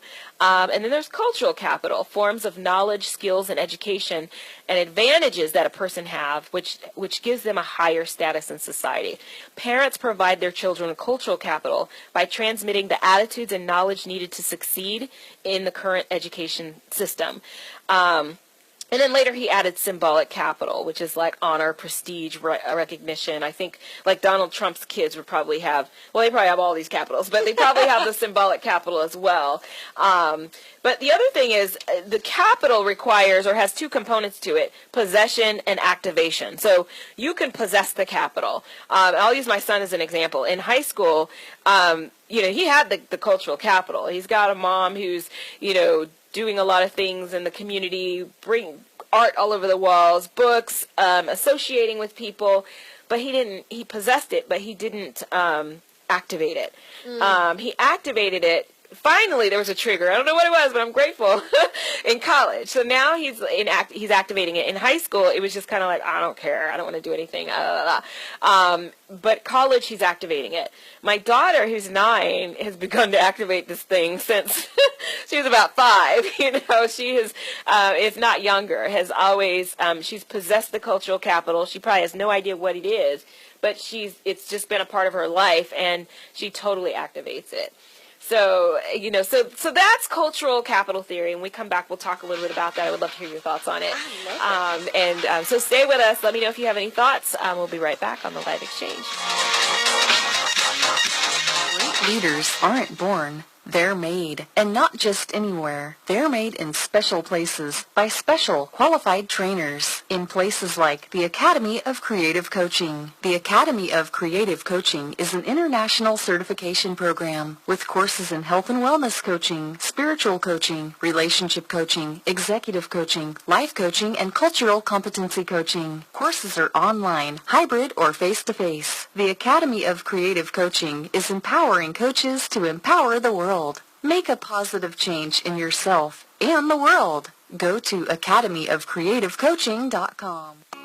Coming to Tampa Bay, I said we want to win a Super Bowl, and I believe we will. From IamSecond.com. We came close, but never really did win that championship. Former NFL head coach Tony Dungy. At the end of my 6th year, I was fired, and it was one of the biggest disappointments of my life. Next year, I'm in Indianapolis, get to the playoffs, but get knocked out again. And for the next couple of years, it's the same thing. Everyone is saying Colts are never going to win one. And I did wonder, why didn't it pan out the way I thought it would? But I determined that I had to have Christ first, and that everything else came below that, including my own desires. The next year, that ended up being our year to go to the Super Bowl and win it, and it was a wonderful feeling. Every decision I make, I'm going to make it through the lens of Jesus Christ, and He guide us to that ultimate victory. I'm Tony Dungy, and I am second. Vince Lombardi once said that it's hard to be aggressive when you're confused. Some of us think that taking our lives to the next level, both personally and professionally, is a confusing and complicated process. Guess what? It's not, and I can prove it. My book, Truisms, will show you how living your life by rules that are so self-evident and obvious, you'll say, I knew that. This powerful yet short, detailed bestseller is on sale right now, under $10. Go to michaelmcfadden.com. That's michaelmcfadden.com, and let Truisms help you to the next level. This is what legends are made of. This is what legends are made of. As long as I see that fire in your eyes, I know we still good. I do it off of that love. We built this family, and this family's strong. On Fox. All right, welcome back to the Live Exchange. I'm looking at Jay Marie's comment. Girl, books are all over the house is normal. My mom had books upon books, and I do too. And I thought it was normal too because the house I grew up in and every house I went to, there were books. But it was shocking to me that people would write on the reviews like, wow, she has books in her house. You know, I mean, I had like 4 reviews at least back to back to back that said that. So. Oh, gosh, that's great. I can imagine someone says, she's such a neat freak. My daughter says, Mommy, I can't wait till I get older so that my house can be junky. But she'll probably outgrow that. But I like things clutter-free so that I can think freely. Mm-hmm. But going back to that, what you call it? Cultural capital. Cultural capital. For some reason, that makes me think about stereotypes. Where people start stereotyping you based on how you look, stereotyping your culture based on how you. You see what I mean? Yeah. It makes me think about stereotypes. And that's so real, though. It happens. But you know, I something that has bothered me for so many years is when I've gone to jobs and the person says, she's articulate. You're so articulate. It kind of that bothers me because what do you expect? And that's that whole. Were you expecting something different? Right. Based on what you stereotype or think about my culture or our culture. Well, and that's the other thing. The way you speak is also considered a piece of cultural capital because now you know how to culturally interact with, and that speaking, could be code switching. You speak the way you speak at home, and then you speak some other way when you're with different groups of people. Exactly. But that's an example of code switching. But yeah, people certainly do impress stereotypes upon, other people, absolutely. But even getting back to that, so now that's where we look at how our children observe us, and they do watch us. Yes. So even though you think it's not activated, hopefully part of that rubs off when they become an adult. Right. And in my situation with me, I grew up in a household where it was always taught the importance of saving money. And when I got older, that was just so ingrained. Right. That was something I did. And that is, I think, would be connected to that idea of economic capital. Being able to have command over your money. Exactly. And this piece here of cultural capital, which I think applies to all the capital theories, the cultural capital is, and we talked about this at the break, so I want to make sure you all get to benefit from it, is the possession versus the activation. Exactly. And so, and this is just my thought,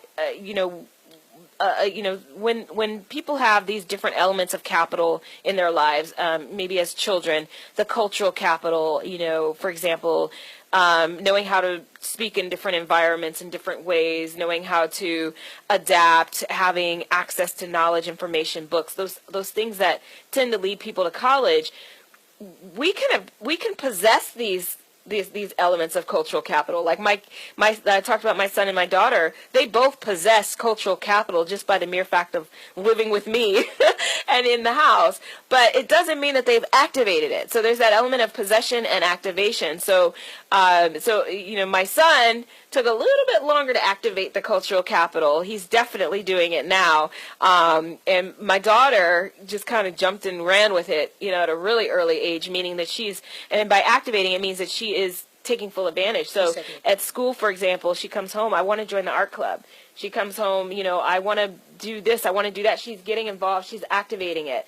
And not so much the case with my son. I'm like, can you please join the art club? Can you do this? I'm trying to get him to do stuff. He's doing it now. But there's that difference between possessing it and actually activating it. I totally agree. And I think that leads to, and that's what I was saying during the break, that I think it could lead to maybe financial literacy. I don't know. Perhaps. I still think that we can live in an environment where an environment of abundance, right? Things, but children still watch their parents. Yeah. And if the parents aren't activating it, even though they may have means to, then I don't think it may not rub off on the children unless you have that child who says, I want to be the opposite of my parent. Right. And you have children that say, I want to be totally opposite. I've had several clients who said, my mom wasn't a saver. She always spent money, and I don't want to be that way. I don't want to be that way. Well, and we also have kids with the exact opposite, and I call it kind of like preacher kid syndrome. So the parents are doing it; they're doing the right thing, and the kids it just doesn't absorb. They're just not. They're like, yeah, whatever. And I say that like, I'm a college professor, and I'd expect naturally my kids to just go right on to college, and it wasn't quite that easy. I feel the same way. I asked my kids the other day. It bothered me when I didn't make straight A's in school. Mm-hmm. I wanted to be a straight A student. Yes. It doesn't bother them. Yeah, yeah. That bothers me that it doesn't bother them that they're not making straight A's. So it's the opposite can take the place too. So they can have all the influence in the world, and it's just for whatever reason they're like, no, not as important to me as it was to you. Yeah. So but that's cultural capital theory. I think it's pretty fascinating. Do with it what you may. If you don't have a lot of capital in your life, maybe find some way to get some. I love that research. Yeah. So I am a research nerd. I love it.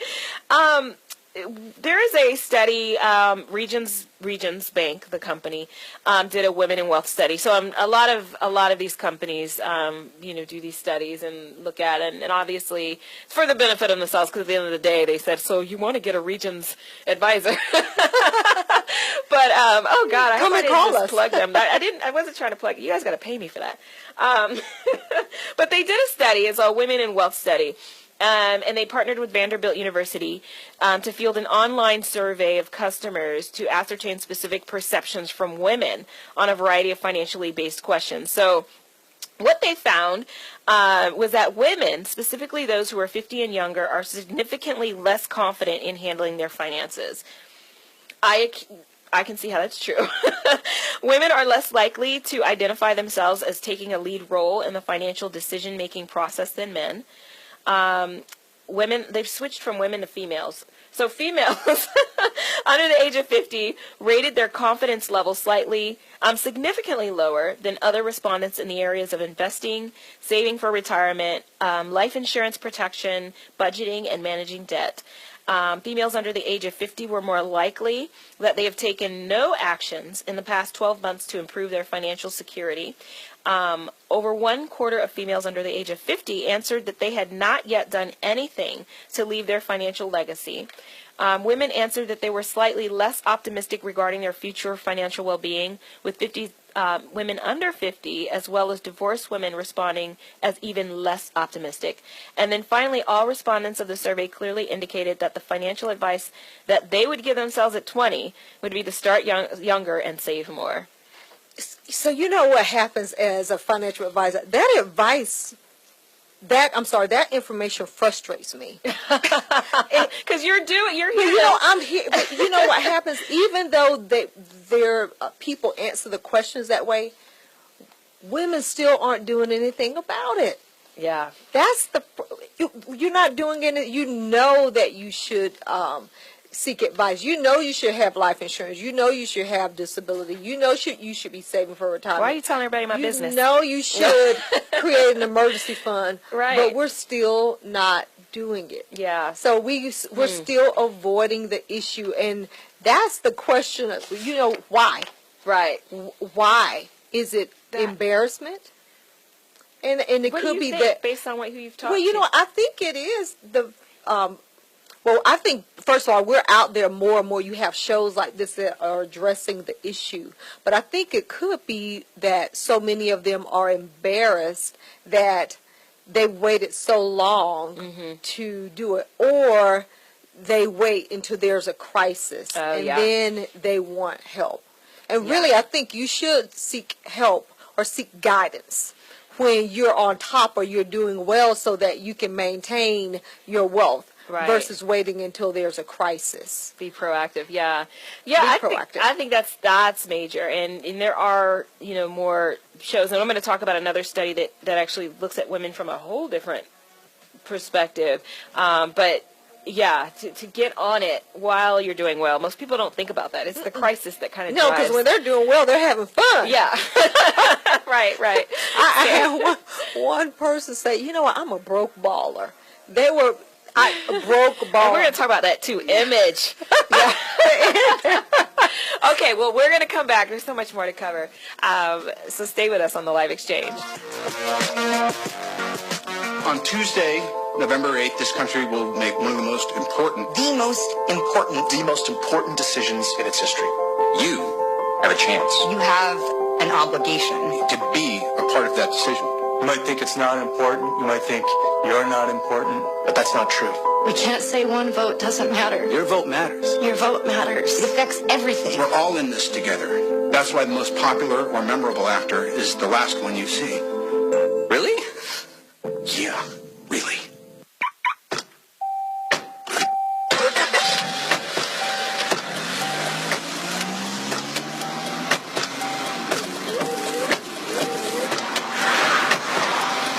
Driving has a rhythm all its own. Don't wreck it with a text.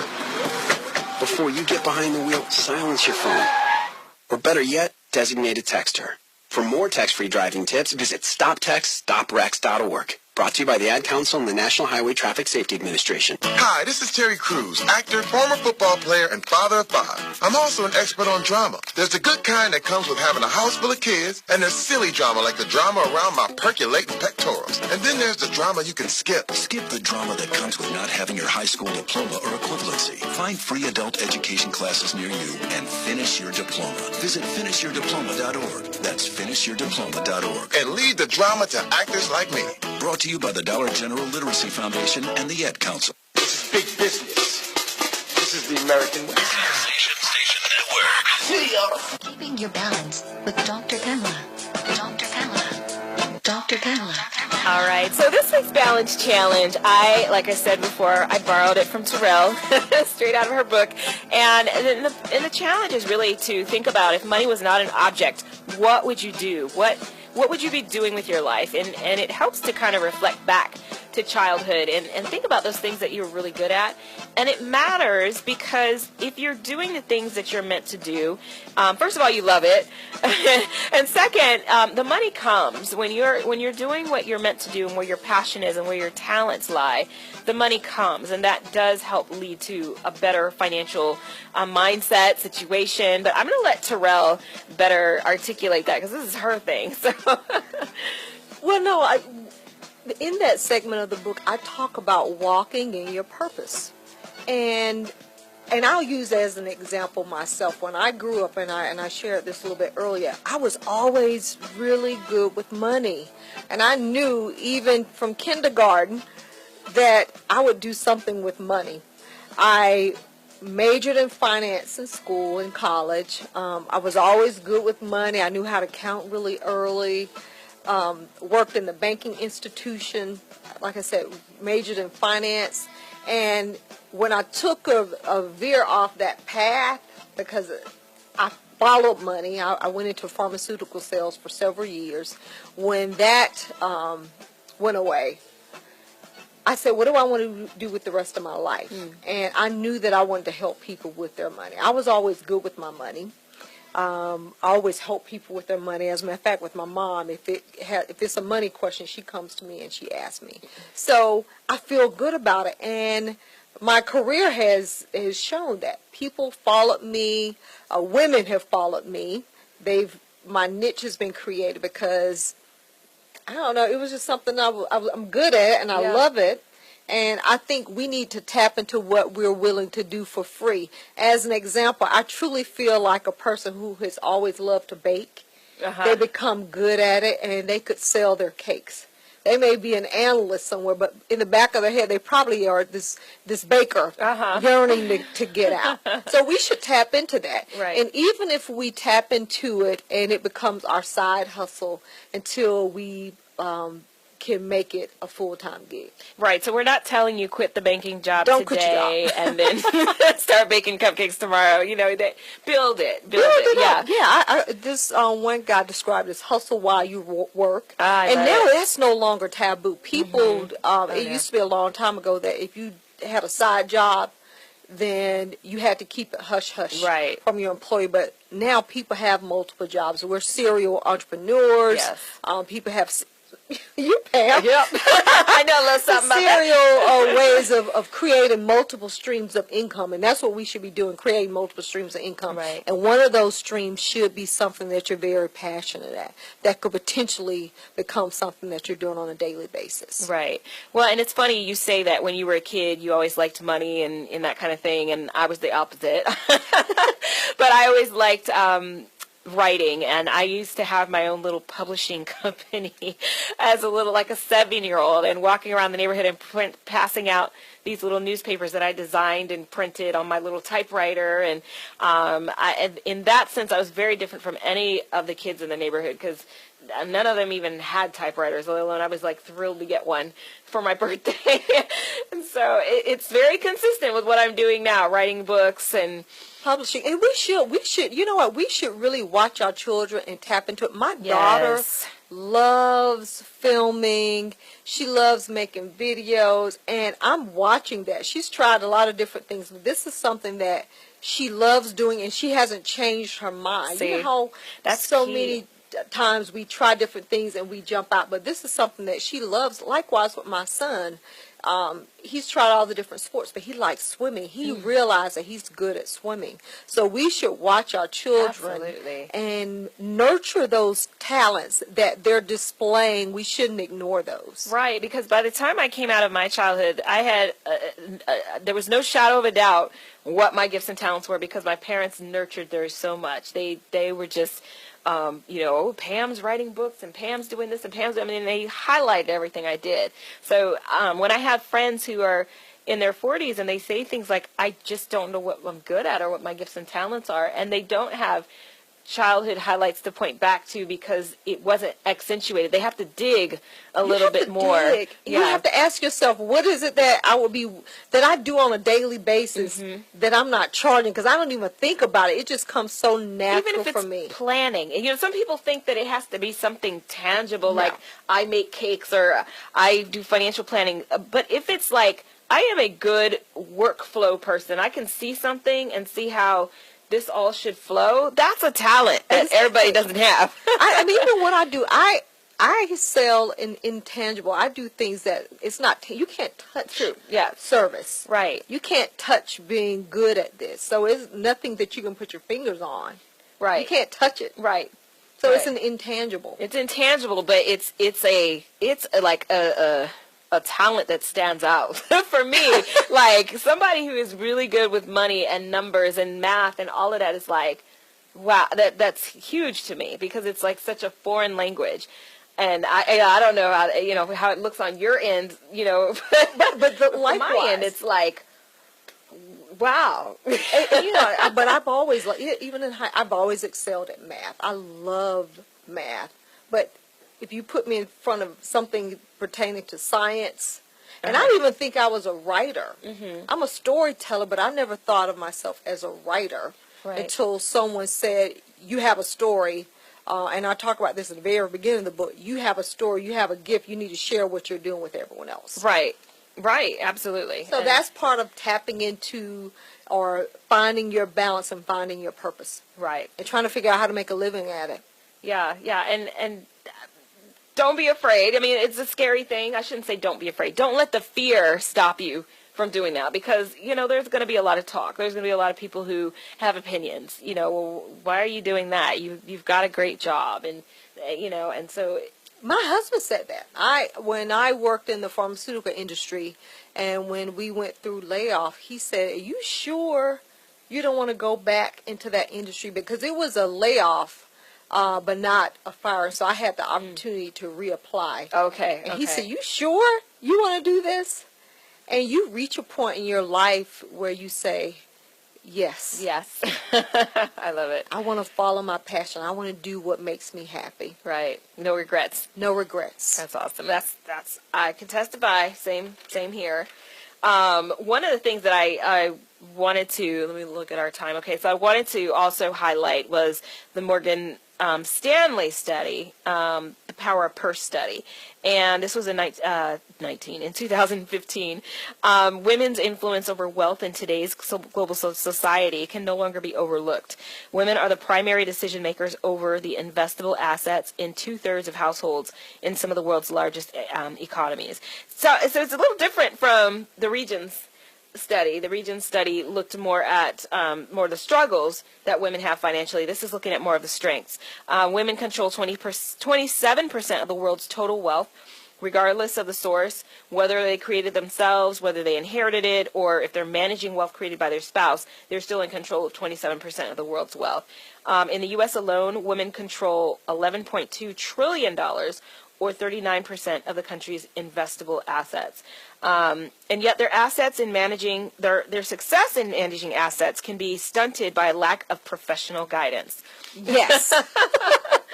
And there's just some three categories here. Women form unique views on wealth.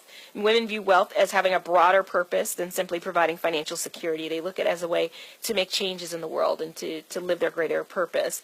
Women are financially savvy yet lacking in confidence. So women have made great strides, but they in achieving financial literacy, but that knowledge doesn't always translate into sound decision making. I will say that I'm one of those women. And then winning qualities of a women's advisor, and they're saying that what women are looking for is effective communication, efficiency, empathy and understanding, as well as a safe and nurturing forum for questions and education. You're creating this. That's why I have, my book is called One Bucket at a Time. We have those 4 buckets. Let's talk about that. So that's one of the things I wanted to get So into. women, we're making money, but once we make the money, we're creating the wealth, but we don't know how to sustain the wealth. And that's what the buckets are about. The buckets are you creating 4 different buckets throughout your lifetime, and you're going to tap into those buckets throughout your life. And I'll start with the first bucket. And I won't give all the buckets away because I do want you to read it. Mm-hmm. But most of us have bucket number 1, which is a short-term bucket. That bucket is our cash bucket where we keep our emergency funds. So a lot of people have that. They don't have a name for it, but they have some sort of savings account. Mm-hmm. And then a lot of us are forced into the third bucket, which is our long-term bucket. Mm-hmm. If we work for an employer, we're required or we're forced to put money into our 401k plan. Thank God we're forced. And some of them, you're forced. If you don't do anything about it, then it's automatically set up. So we have those buckets. Mm-hmm. But the problem with having all of your money in bucket number 3 is that you can't touch it. Yeah. If you pull money out of your IRA, if you pull money out of your 401k plan, then you're penalized. Yes. So then there are the other buckets, and there's the midterm bucket, which is a fun bucket, and I talk about that. That's where you can kind of get into investing. But there's an order to this. It doesn't make sense to put money and invest money when you don't have an emergency fund. Right. Because when you start putting money in an investment bucket, you're saying, okay, I'm willing to take on a little bit of risk here. I'm willing to take on risk. And that's the issues that I don't think women are... we're risk takers because so many women are starting businesses, but when it comes to our money, I don't think we're taking the risk, as many risks as our male counterparts when it comes to our money. And it could be because we work so hard for our money that we are making less. There's that pay gap there, so I don't want to quite risk it. So you have a lot of us that will put all our money in our savings account, and they feel good because I got money in cash, but it's not doing anything for us. Mm-hmm. And then there's that 4th bucket, I call it the guaranteed bucket, where you may get guaranteed Social Security, you have pension plans. So those are some of the things that are guaranteed. But For now. For now. So So, and I go a little bit into more details, but that's the issue. We're making great incomes, or there's still a gap, but we don't know how to sustain the money. We're saving, but we don't know how to sustain it and make it last. Right. And that's one of the big misconceptions about people who inherit money, is that they think that money is going to last and stretch, but you're not you're not creating a way for that money to work for you. So it's like winning the lottery and then it's gone. It's gone. Because you put it in the savings account, you're not making anything in it, and you pull off of it, and it's not accumulating. Wow. So there's so much there. And then the last thing that I really wanted to make sure we had time to get into was this whole concept of image. Image is everything here in Atlanta. And, I know you mentioned that in your book. I mentioned it in my book, too. We moved to Atlanta. I don't know if you're new to Atlanta or... No, I'm a native. You're native. So when I moved to Atlanta, I was like, whoa, image is huge here. I mean, the first thing I noticed were the cars.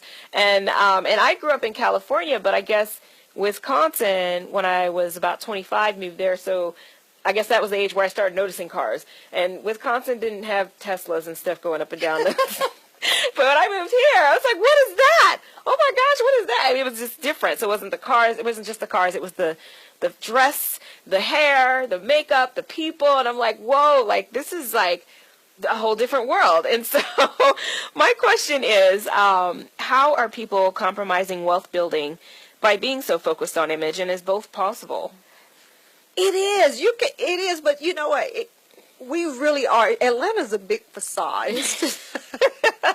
Gotta love Atlanta. Someone can walk in and they look great from head to toe and driving the best car. And when you start pulling back the peels of the banana, it's empty. There's nothing there. And a lot of times we justify it. I hear this so much. I got it on sale. Well, every week, every day, if you're catching sales, you're still spending money. Just because an item is $100 and you got it for $50, right? You still spent $50, right? You still spend, and if you're spending $50 every day, then you're going broke. Yeah, you know what I mean, right? Yeah. Absolutely. So we are caught up in that, and I think so many people have the mindset of faking it until they make it. Yeah.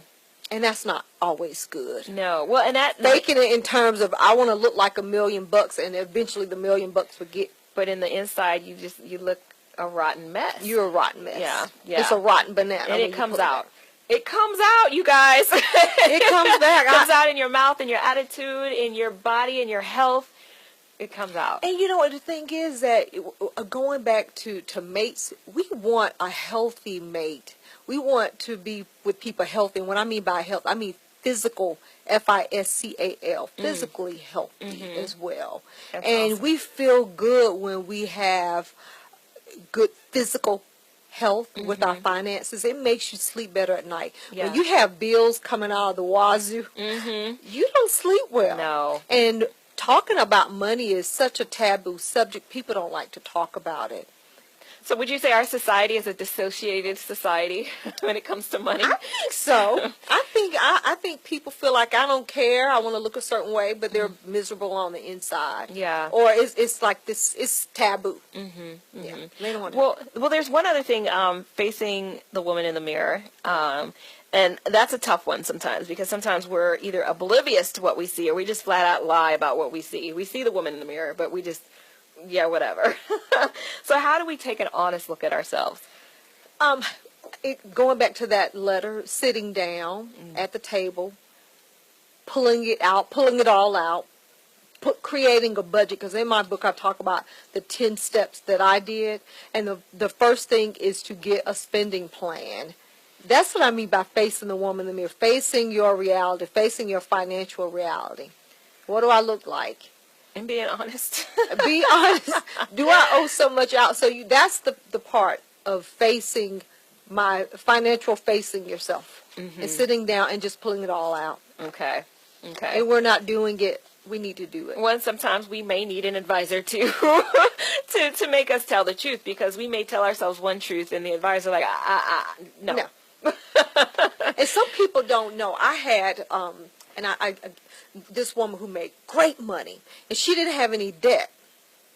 but she was not accumulating wealth. And the reason why is because every time she got paid, she made great money. She would spend a lot of money, but every time she got paid, she paid it off. So her money that she was making, it was coming in, and going out, paying off the bills that she accumulated throughout the month. So nothing was ever going on the net worth or she had money, income, but it never sat anywhere. It came in and it went out. Interesting. So she didn't have any debt, and she felt good about it, but she still didn't understand how to create wealth.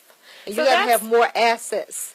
So that's it kind of reminds me, I like to use analogies, so it kind of reminds me of somebody is working out and they're exercising and they plateau, and they're just getting to this point where they're really not losing any more weight, but they're still working out, and they're still, and they're a decent weight, but then they can get to a point where they're actually building muscle and building stamina, and so you don't necessarily stop at the place where, okay, I'm not in debt anymore. I'm not in debt. You have to keep. So what's the next step? The next step is, okay, now that my liabilities are down, your assets, mind you, now that my liabilities are down, how do I create a positive net worth? Right. And that's like that going from good to great. Okay, you're good. You're good. So how can you make sure that you're really good? What's next? Right. And we should always be asking ourselves, what's next? Right. So what's the next step? So how do I turn this, now that I'm debt free, how do I create a positive net worth? How do I build wealth now that I don't have the debt? Right. Well, I want to give you a chance, because I think we're almost done here. Do you have any final thoughts, and how can we get your book? Okay, first you can find my book at onebucketnation.com, www.onebucketnation.com. You can follow me on Facebook, Twitter, and Instagram. You can also get the book on Amazon as well. Okay, and I'll make sure we post all that Please as well. Do. And if you want to find me, just Google me. Okay. Yeah, she's pretty easy to find. I don't know if that's good or bad. But this day and age, But I just want to close out with a quote from her book. And again, the book is called One Bucket at a Time, A Woman's Guide to Creating Wealth. The first thing you must throw out of the window is the instant gratification mindset. I'm here to tell you that the average person will not become wealthy overnight unless they hit the lottery. And that's not a guarantee either.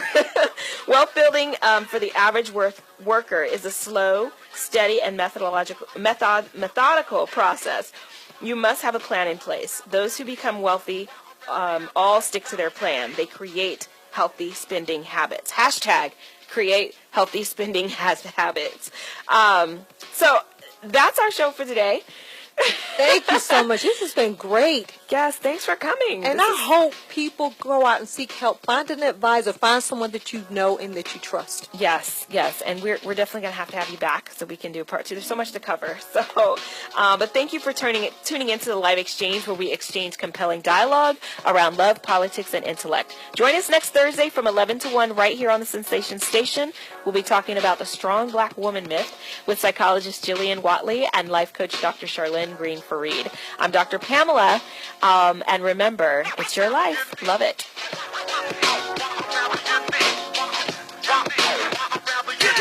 Get ready. Like the best R&B